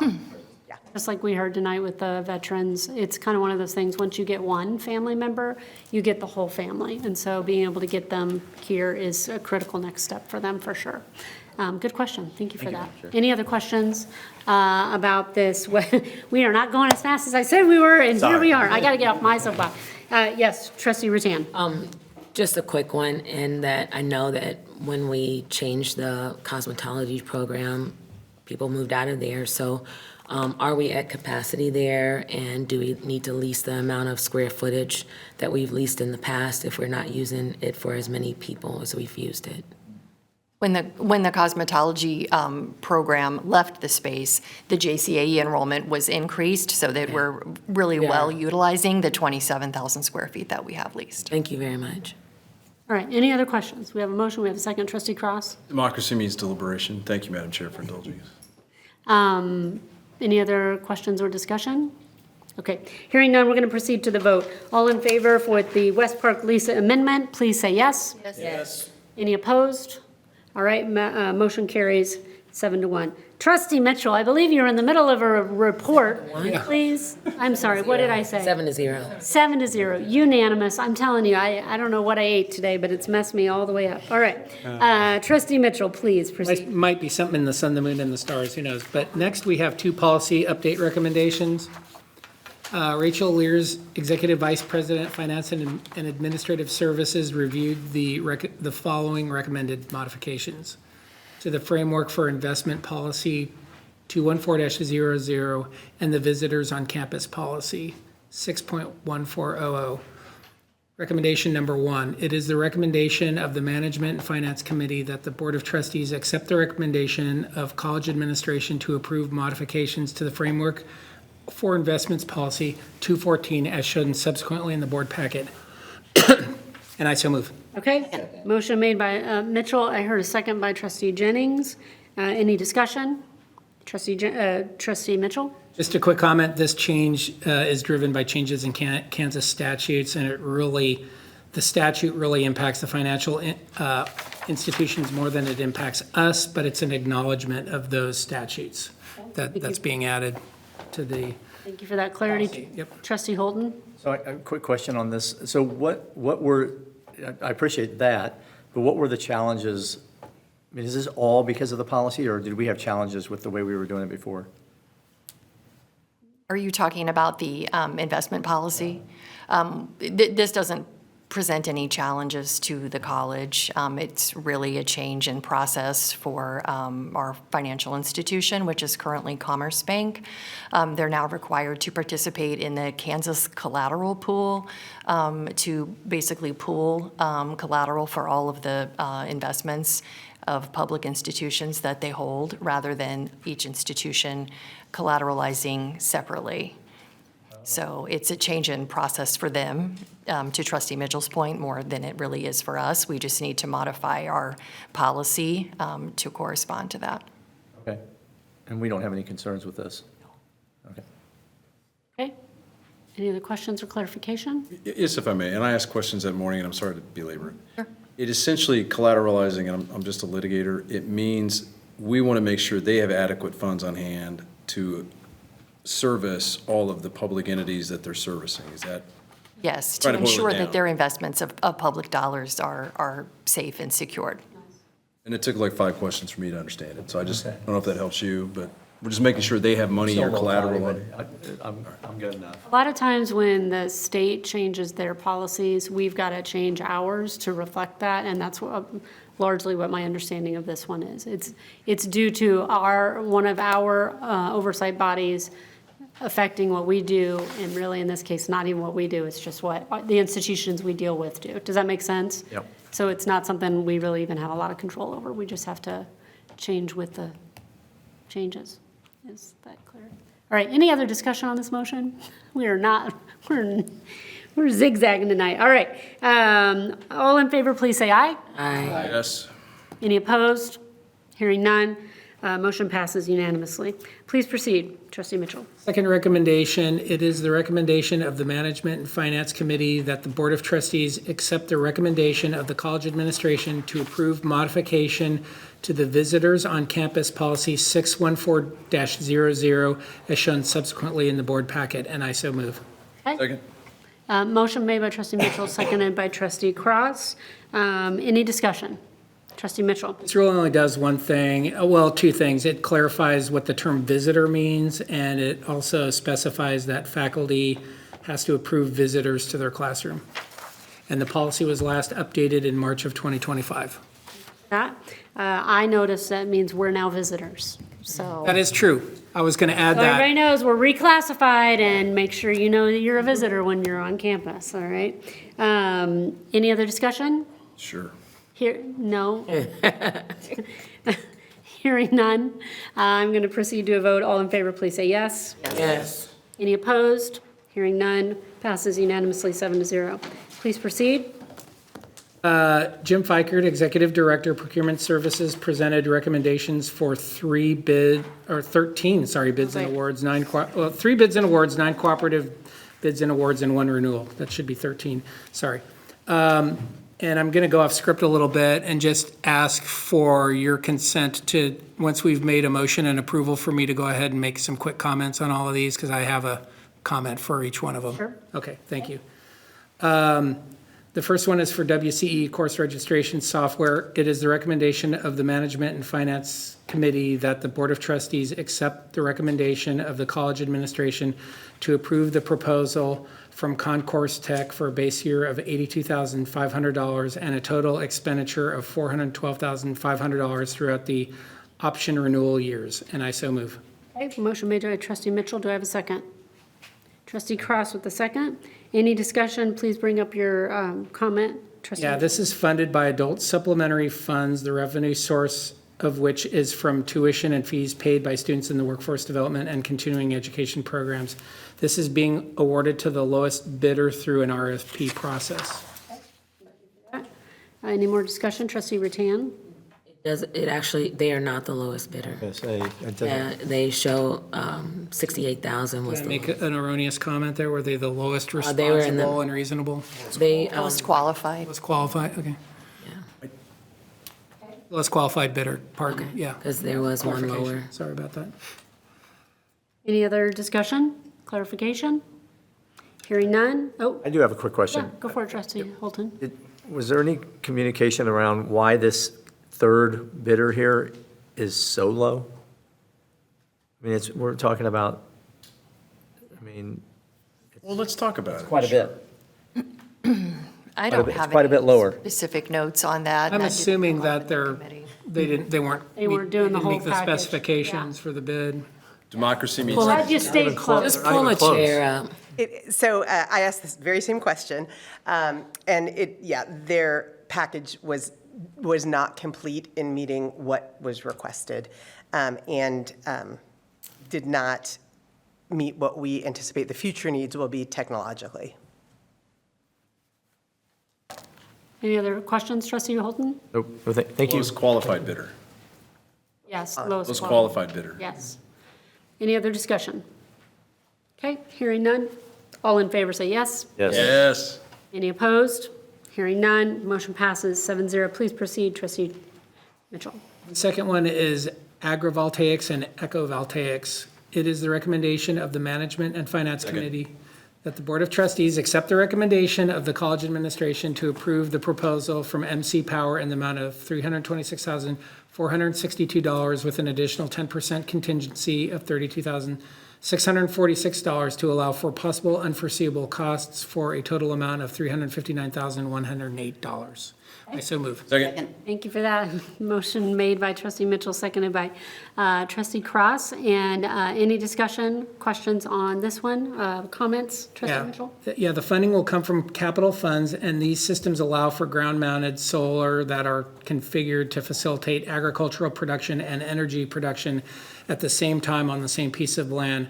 Of course, this would be for the open pedal farm, and this is awarded to the most responsible bidder according to the RFP criteria. Any other questions? Any discussion? Hearing none, we'll proceed to a vote. All in favor say aye. Aye. Any opposed? Hearing none, motion passes 7-0. Please proceed. The third one is on-call power repair and replacement services. It is the recommendation of the Management and Finance Committee that the Board of Trustees accept the recommendation of the college administration to approve the proposals from Keeley Restoration Services and Outlook Hardscape for a base year of $500,000 and an estimated total expenditure of $2,500,000 throughout the renewal options. And I so move. Thank you for the motion. Do I have a second? Okay, trustee Jennings with the second. Any discussion? I just point out again, the funding will come from capital funds. It is for the provision of relatively routine upgrades, installations, and replacements. This was awarded to the most responsible bidder according to RFP criteria again. Old pavers. All right, any other questions or discussion? Hearing none. All in favor say yes. Aye. Any opposed? Hearing none. Motion passes 7-0. Please proceed. The next one is Steelcase Furniture. It is the recommendation of the Management and Finance Committee that the Board of Trustees accept the recommendation of the college administration to approve the cooperative purchase from Circadia for a total estimated expenditure of $300,000 for FY '27. Okay. I so move. Thank you for that motion. Do I have a Second. second? Trustee Cross with the second. Any discussion? Trustee Rattan? What I understand the cooperative purchases means we're part of a group of other companies that purchase these to get like economy of, like a discount Right. because of large bulk purchases. Yep, right? exactly. So, and apparently we have a lot of these. You'll see several of them tonight. So we're basically tapping into a pre-negotiated agreement that someone has made and said, we're going to open this agreement up to the following types of organizations or a list of the following organizations. And so if we fit into that list, we qualify to get those And it rates. saves us money. Yeah. Okay, thank you. Good question. Any other discussion? All right, seeing none. Proceeding with the vote, all in favor say yes. Yes. Aye. Any opposed? Hearing none. Motion passes 7-0. Please proceed. The next one is for Herman Miller and Knoll Furniture. It is the recommendation of the Management and Finance Committee that the Board of Trustees accept the recommendation of the college administration to approve the cooperative purchase from John A. Marshall for a total estimated expenditure of $500,000 for fiscal year '27, and I so move. Second. Okay, motion made by trustee Mitchell, seconded by trustee Jennings. Anybody else can throw in a second here tonight? Any discussion on the Herman Miller Knoll Furniture bid? Kind of the same deal as before, but this would access a different cooperative purchasing agreement than the other one did. Okay. And I'm assuming we use both Herman Miller and Knoll and Steelcase Furniture on this campus, so that's why we have to have two separate agreements. Questions, discussion? Hearing none. All in favor, please say aye. Yes. Any opposed? Hearing none. Motion passes 7-0. Please proceed. Regents Flooring, it is the recommendation of the Management and Finance Committee that the Board of Trustees accept the recommendation of the college administration to approve the cooperative purchase from Regents Flooring for a total estimated expenditure of $250,000 rather for fiscal year '27, and I so move. Second. Okay, motion made by trustee Mitchell, seconded by trustee Cross. Any discussion on Regents Flooring? Seeing none. All in favor say yes. Yes. Any opposed? Motion carries 7-0. Please proceed. I think we're at halftime. Yeah, I think we are. Number not jinx 7 it. is Dell Products. It is the recommendation of the Management and Finance Committee that the Board of Trustees accept the recommendation of the college administration to approve the cooperative purchase from Dell for a total expenditure of $1,750,000. And I so move. That motion, trustee Carroll with a second.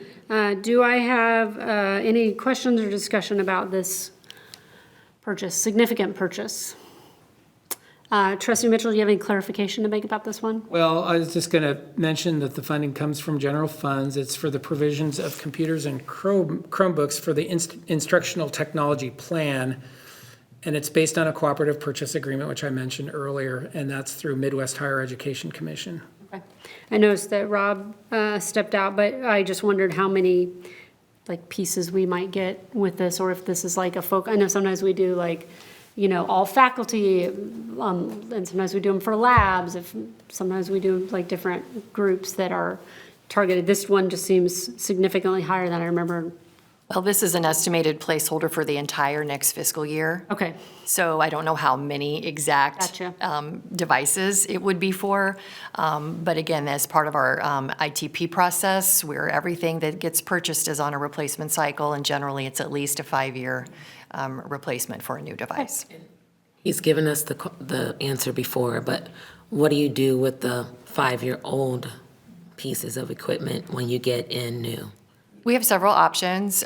We tried to use those in different, opportunities around campus, that they can be repurposed. Sometimes we're able to donate those to other organizations. Sometimes we're able to sell them after we, wipe all of the information off. So, and then, if the last resort is a surplus kind of a situation, so. Yeah. Thank you. Any other questions? Okay, hearing none, proceed to a vote. All in favor, yes? Yes. Any opposed? Hearing none, motion passes 7-0. Trustee Mitchell, please proceed. Number 8, and recognizing that like most organizations, we use both PC and Apple products. It is the recommendation of the Management and Finance Committee that the Board of Trustees accept the recommendation of college administration to approve the cooperative purchase from Apple for a total expenditure of $500,000. Trustee Mitchell, would you like to make the motion first? I so move. Second. Thank you. And motion made by Trustee Mitchell, seconded by Trustee Cross. Do we have any discussion on the Apple products? Okay, Apple's better, but Love Apple. that's all I'll say about that. I wanted that credit. What? I love Apple. All right, any further discussion? Hearing none. All in favor say yes. Yes. Aye. Any opposed? No.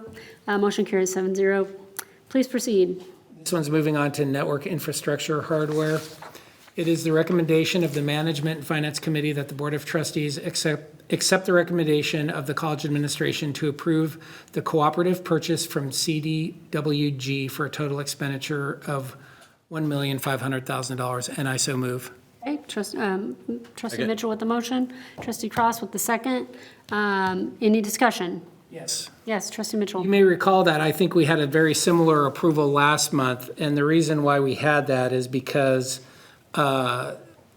Sirius Computer Systems was acquired by CDWG, so that approval was housekeeping, basically, to fix that contract and move that existing funds that remained on that contract over. And so this contract would pick up when that one expires, which is coming up shortly, I believe. So that's why we had it 2 months in a row. And that was a much smaller number. It's like a tenth the size of this number, if I remember correctly. Thank you for your ongoing clarification with these points. Any further discussion? It's like he's answering like a live feed. Uh-huh. It's great. Yeah, it is great. Any all in favor say aye. Aye. Any opposed?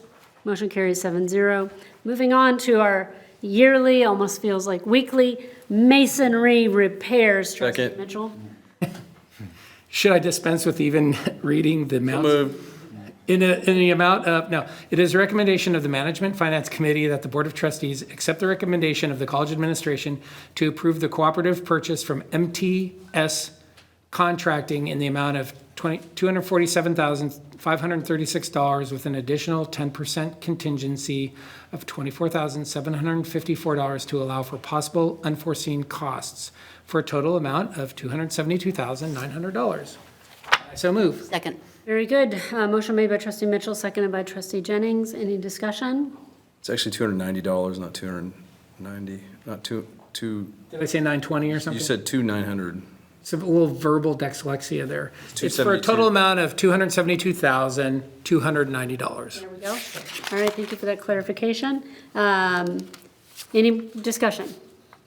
I will just say, for as long as you serve on this board, this comes up every 6 months. We are constantly repairing bricks around this building, or around this campus, because we have bricks everywhere. So, part of our ongoing maintenance forever and ever and ever.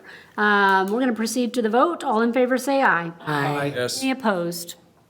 All right, motion carries 7-0. Trustee Mitchell, we're getting down to the last. Yes, this one is for commercial kitchen appliance and equipment. It is the recommendation of the Management Finance Committee that the Board of Trustees accept the recommendation of the college administration to approve the cooperative purchase from Trimark Hockenberg for a total estimated expenditure of $203,560 for fiscal year '26.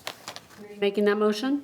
I so move. Second. Thank you for that. And Trustee Carroll with the second tonight, taking another one.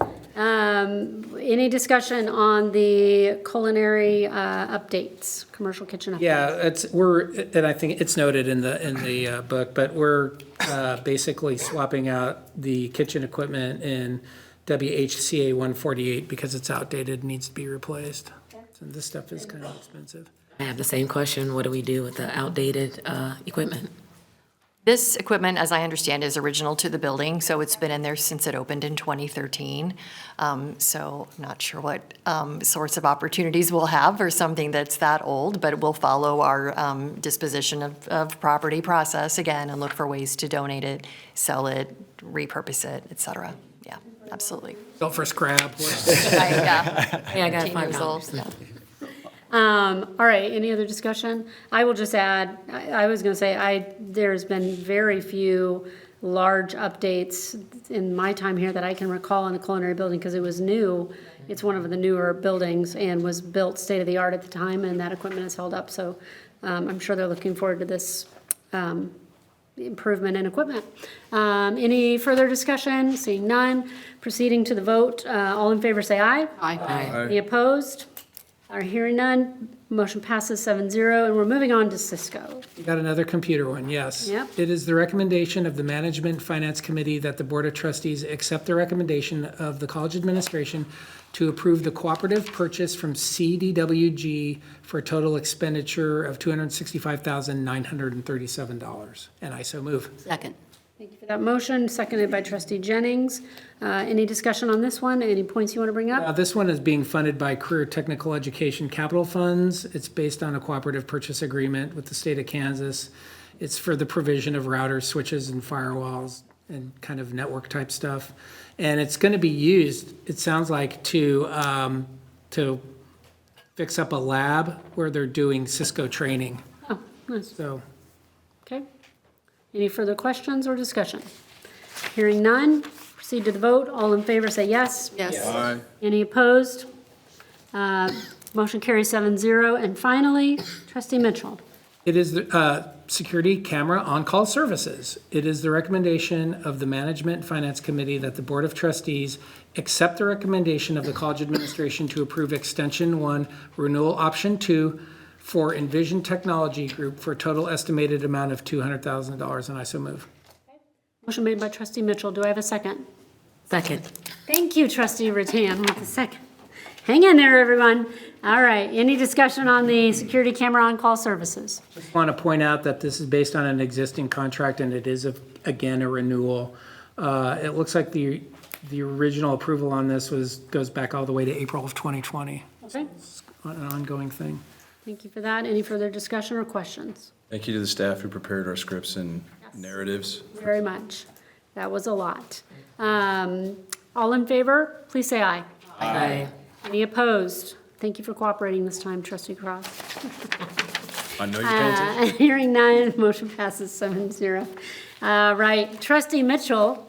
There were a number of additional bids and awards, cooperative bids and awards, renewals, and single-source justifications that were informational, that were of an informational manner, each with costs between $50,000 and $149,999 that were presented to the committee. No board action is required on these. And thank you, Madam Chair. That concludes my report. Very good. Thank you for getting us through that, and we are going to proceed with our Student Success Committee report. Trustee Jennings, a few less than trustee Mitchell, but not less important. True, but I have a way to get around some of that. Okay, great. So, thank you, Madam Chair. The Student Success Committee met on Wednesday, June 3rd at 9:30 a.m. in GEB 137. Shelley Allen's Vice President of Student Success and Engagement, led the discussion on the following policies. Student Code of Conduct, Policy 319.01. Student Disciplinary Action Policy 319.02.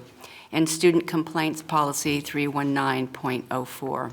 Red line changes to the above policies can be subsequently found in the consent agenda of the June 16th board packet. Since there are several policies before us here tonight, I move that the Board of Trustees consider the policies in one motion, and I so move. Second.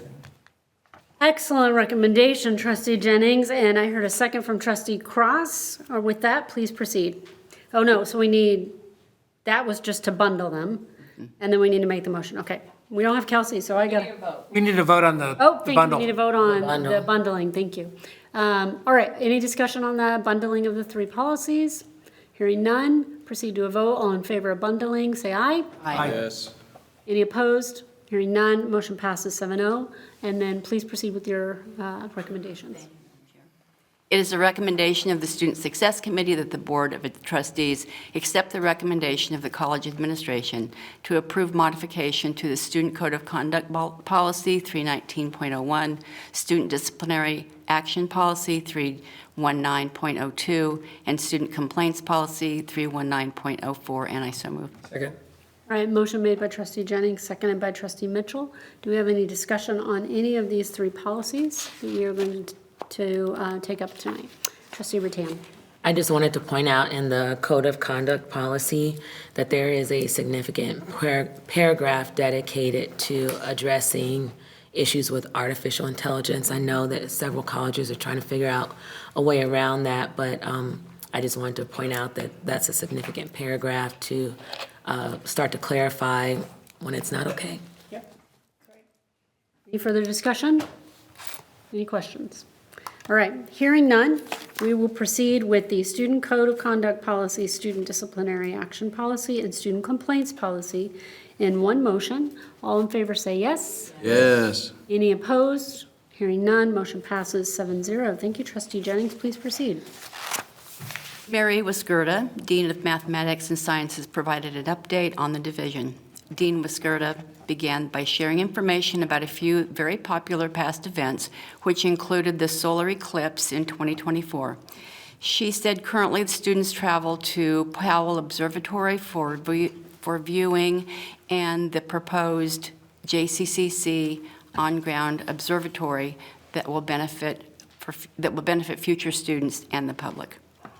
Some other highlights from Dean Wiskerda included Raptor Day for zoology students, Friends of the Caw for EVRN students, and the STEM Poster Symposium. April is Math Awareness Month, and JCCC math faculty celebrated by hosting several events, including the Professor Math Battle and Dr. Mix's presentation on weaving math into everyday life and work. Math is elemental. 4 JCC students were the highest scorers at the American Mathematical Association of Two-Year Colleges, which is AMATYC. Dean Wiskerda also said these events illustrate the compassion and enthusiasm for math and science professors and how they possess that for their teaching. The next meeting of the Student Success Committee is Wednesday, August 5th, 2026. Madam Chair, that concludes my report. Thank you very much. All right, that takes us to our treasurer's report. And guess who we haven't heard from tonight? Just a kidding, trustee Mitchell with the treasurer's report this evening. Well, thank you, Madam Chair. The board packet includes the treasurer's report for the month ended April 30th, 2026. Some items of note include on page 1 is the general post-secondary technical education funds, which are the primary operating funds of the college. The general fund unencumbered cash balance as of April 30th, 2026 was $140.8 million, which is approximately $4 million higher than it was in April 2025. Expenditures of the primary operating funds are within the approved budgetary limits. And with that, I'm going to say it is a recommendation of the college administration that the Board of Trustees approve the treasurer's report for the month ended April 2026, subject to audit. And I so move. Do you have a motion from trustee Second. Mitchell? Do I have a second from trustee Cross? All in favor, any discussion on the treasurer's report? Hearing none, all in favor say yes. Yes. Aye. Any opposed? Hearing none, motion carries 7-0. Trustee Mitchell. That concludes the report. Thank you, Madam Chair. Very good. It's been lovely hearing from you this evening. However, we are now ready to hear from our fearless leader, right. Dr. Mixa, on our monthly report to the board. All right. So I'll just start. You should have the enrollment report there. If not, we can certainly get it to you. Our summer, we're down numbers a little bit, between 2 and 3% between head count and total credit hours. Doesn't concern us. Summer usually kind of is very varied, just depends on what's happening. On the flip side, in the fall, we're up between 4.5% and 5.5%. So we're doing really well. Fall is our big number. So we feel pretty positive at what's going on. Part of a little bit about the summer, I'll look at John out there and he can correct me if I go off. The way we're looking at our numbers this year, the way they're looking at our numbers last year, that just with the way the summer started and the way we're pulling it, it's off a little bit. So that's the. It's not the World Cup effect? No, it's not the World Cup. Students want to watch World Cup instead of coming to Well, class? it could be. You never know. Okay, So, well. but I just want to reiterate, great job to the baseball team. I would have loved to be at the celebration, but I want to thank each one of you for being there, that was there and doing that. I also do want to remind you, our baseball team, certainly I pride and joy, but also remember, every one of our athletic teams made it to the national tournament this year. You really couldn't ask for much more out of an athletic program. Seriously. Same thing with commencement. Thanks, every one of you, for being at the commencement. We had about 752 students participate in that one main event. I don't know the numbers for all the events before that. What I will say is I felt like on Thursday after commencement, like I didn't see you guys because I saw you like every day I felt like before that. So it was Missing like a I was place a little in bit your life, lost. weren't Right, you? exactly right. So we had 3,800 students earn degrees or certificates. I want to throw a big thank you out to the faculty, to the staff, and to everybody that participated in it. Great work, wonderful celebration. For my first graduation, I had a wonderful time. It was just a great feeling. So I was really happy for that and happy for the work that everybody did to get us there. So that was wonderful. Going to miss some of those students. They were really great students. As Trustee Cross said, went down to the KACC meeting. I think that the performance funding is something that's going to be kind of a hot topic here a little bit. We'll discuss that more. And I can say, even though Trustee Cross is out of the room, he does a great job representing you. He is in there. He's in the mix of everything. You know how he is with his politics. He loves it. So that is great. The Lenexa City Chamber was here on campus. It was this week. I got to welcome them here, but they did a panel of K through 12 leaders, and they did like a sort of question and answer session. So it was really nice. Learn some of the challenges that they're facing in the K through 12 area. The cell phone ban, the changing demographics, and the funding. Those are all things that are kind of hitting them kind of hard. So we had our National Community College Benchmarking Conference here today, which I think is a wonderful thing that brings people from all over the country. It was one of our largest events or largest conferences that we've had in a long time, over 100 people. One night I got to take, there was 3 or 4 presidents there. I took them out to dinner. We got to talk, so it was wonderful listening to some of the challenges. It was the chancellor from the city colleges. There was a college in Wisconsin that was actually really close to where we were living before we moved down to Tennessee, Black Hawk College. And then one in New York, Onondaga. I always say that one wrong, so that was great. If you get a chance to get to the Nerman Museum, of course, is always wonderful, but we have a new exhibit, Sports and Spectators, so there's some great stuff wrapped around sports. A lot of great artistry and everything. One of the things that really captivated my eyes, though, there is a TV, some flat screen TVs with like some of the great sporting events that's been over the last 50 years or whatever, so that was wonderful to see that. I also want to do a big shout out to the Nerman as well, too. One of our pieces, the Do Ho Su piece, that big sort of jacket that's up there with the dog tags, is going to be on loan to the Guggenheim. We are next level, so we're all a big deal. So we'll talk about that a little bit more. Maybe there's a chance that we can be there for the opening of that there at the Guggenheim. Like the field trip. We can strut like we're really special. I'll just do just a couple other quick little things here. The dental hygiene students, the class of 2026, achieved a 100% pass rate on the National Dental Hygiene Board exam. That is great work. It's a testament to the great work that the faculty and that program have there and how good that they do preparing those students. It's such a wonderful program. I think another program within workforce development, first off, I would say workforce development has already hit their enrollment goals for this year. What was the number, Elisa? Our goal was 17,465, and we're at about 17,600 right now. 17,600. Still going until the end of the month. Right, so we can actually go a little bit. One program, though, I want to highlight that we have a partnership with N-Circle and Johnson County Adult Residential Center called College of the Trades. It's designed to reduce recidivism of students who are in the justice system. They celebrated 11 graduates that achieved 100% employment at graduation, and then 55% enrollment rate where they come over to JCCC and take some classes. So that's a wonderful. And I just want to throw one last thing out that was kind of neat. So some of you kind of, my brother, sister-in-law, and her son came to Kansas City because he got to go to the Argentina game, so it was pretty cool for him. But one day they came over, had lunch, and then I got to tour them on campus. Only really had some time, but I got to 3 buildings. A big shout out to Stacy McDaniels in the MTC, Martina in the Nerman, I won't work on her last name there, and then faculty in the FADS building. But I took them just to those 3 spaces. Dominic, the son, leaned into mom and said, can we move here? So, which shows how wonderful this campus is and how great it is. And also, I just want to say how willing people were to engage when we went on a tour. So it was a really wonderful place. So just a big shout out to everybody, but we work at a wonderful place. Yeah, we do. Thank you very much. All right, any questions for Dr. Mixa on his presidential report? Okay, well, I just want to say, I think if our piece is going to the Guggenheim, then we are too, and they need to roll out a red carpet, and, we're just going to make a whole, a week of it, I feel like would be reasonable, don't you think? Let's talk, Caitlin. Let's talk.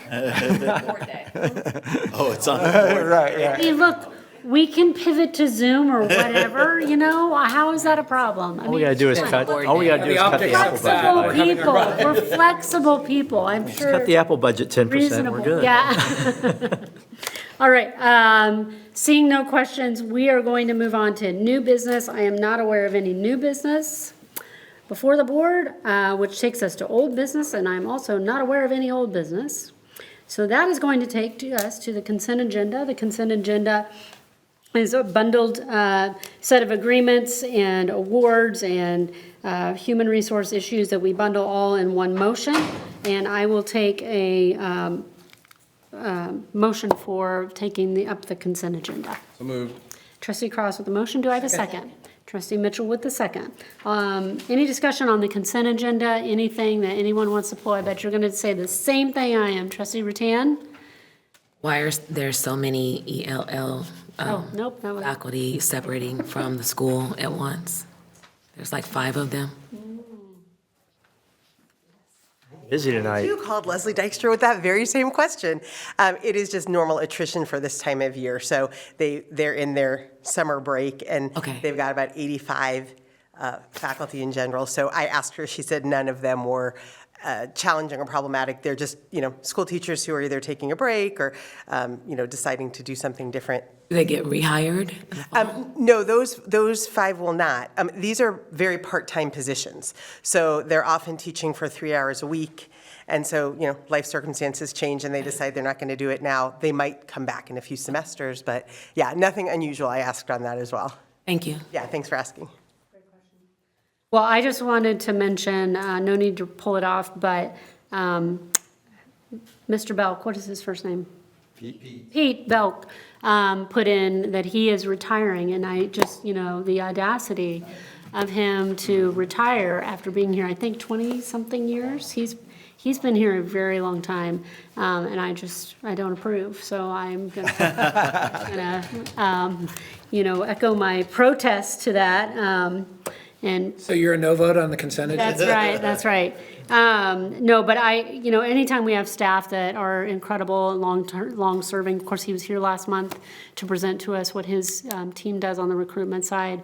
We want to recognize them, and he has been he's come to some events for me when I'm trying to help recruit with people, and he's been a great asset for this campus for many, many years. So we will miss him, although we do have him, I believe it says until January. So he's given us a long runway to say goodbye. But that one, I did not like that one when I got to that on the board consent agenda. With that, I don't see any other discussion.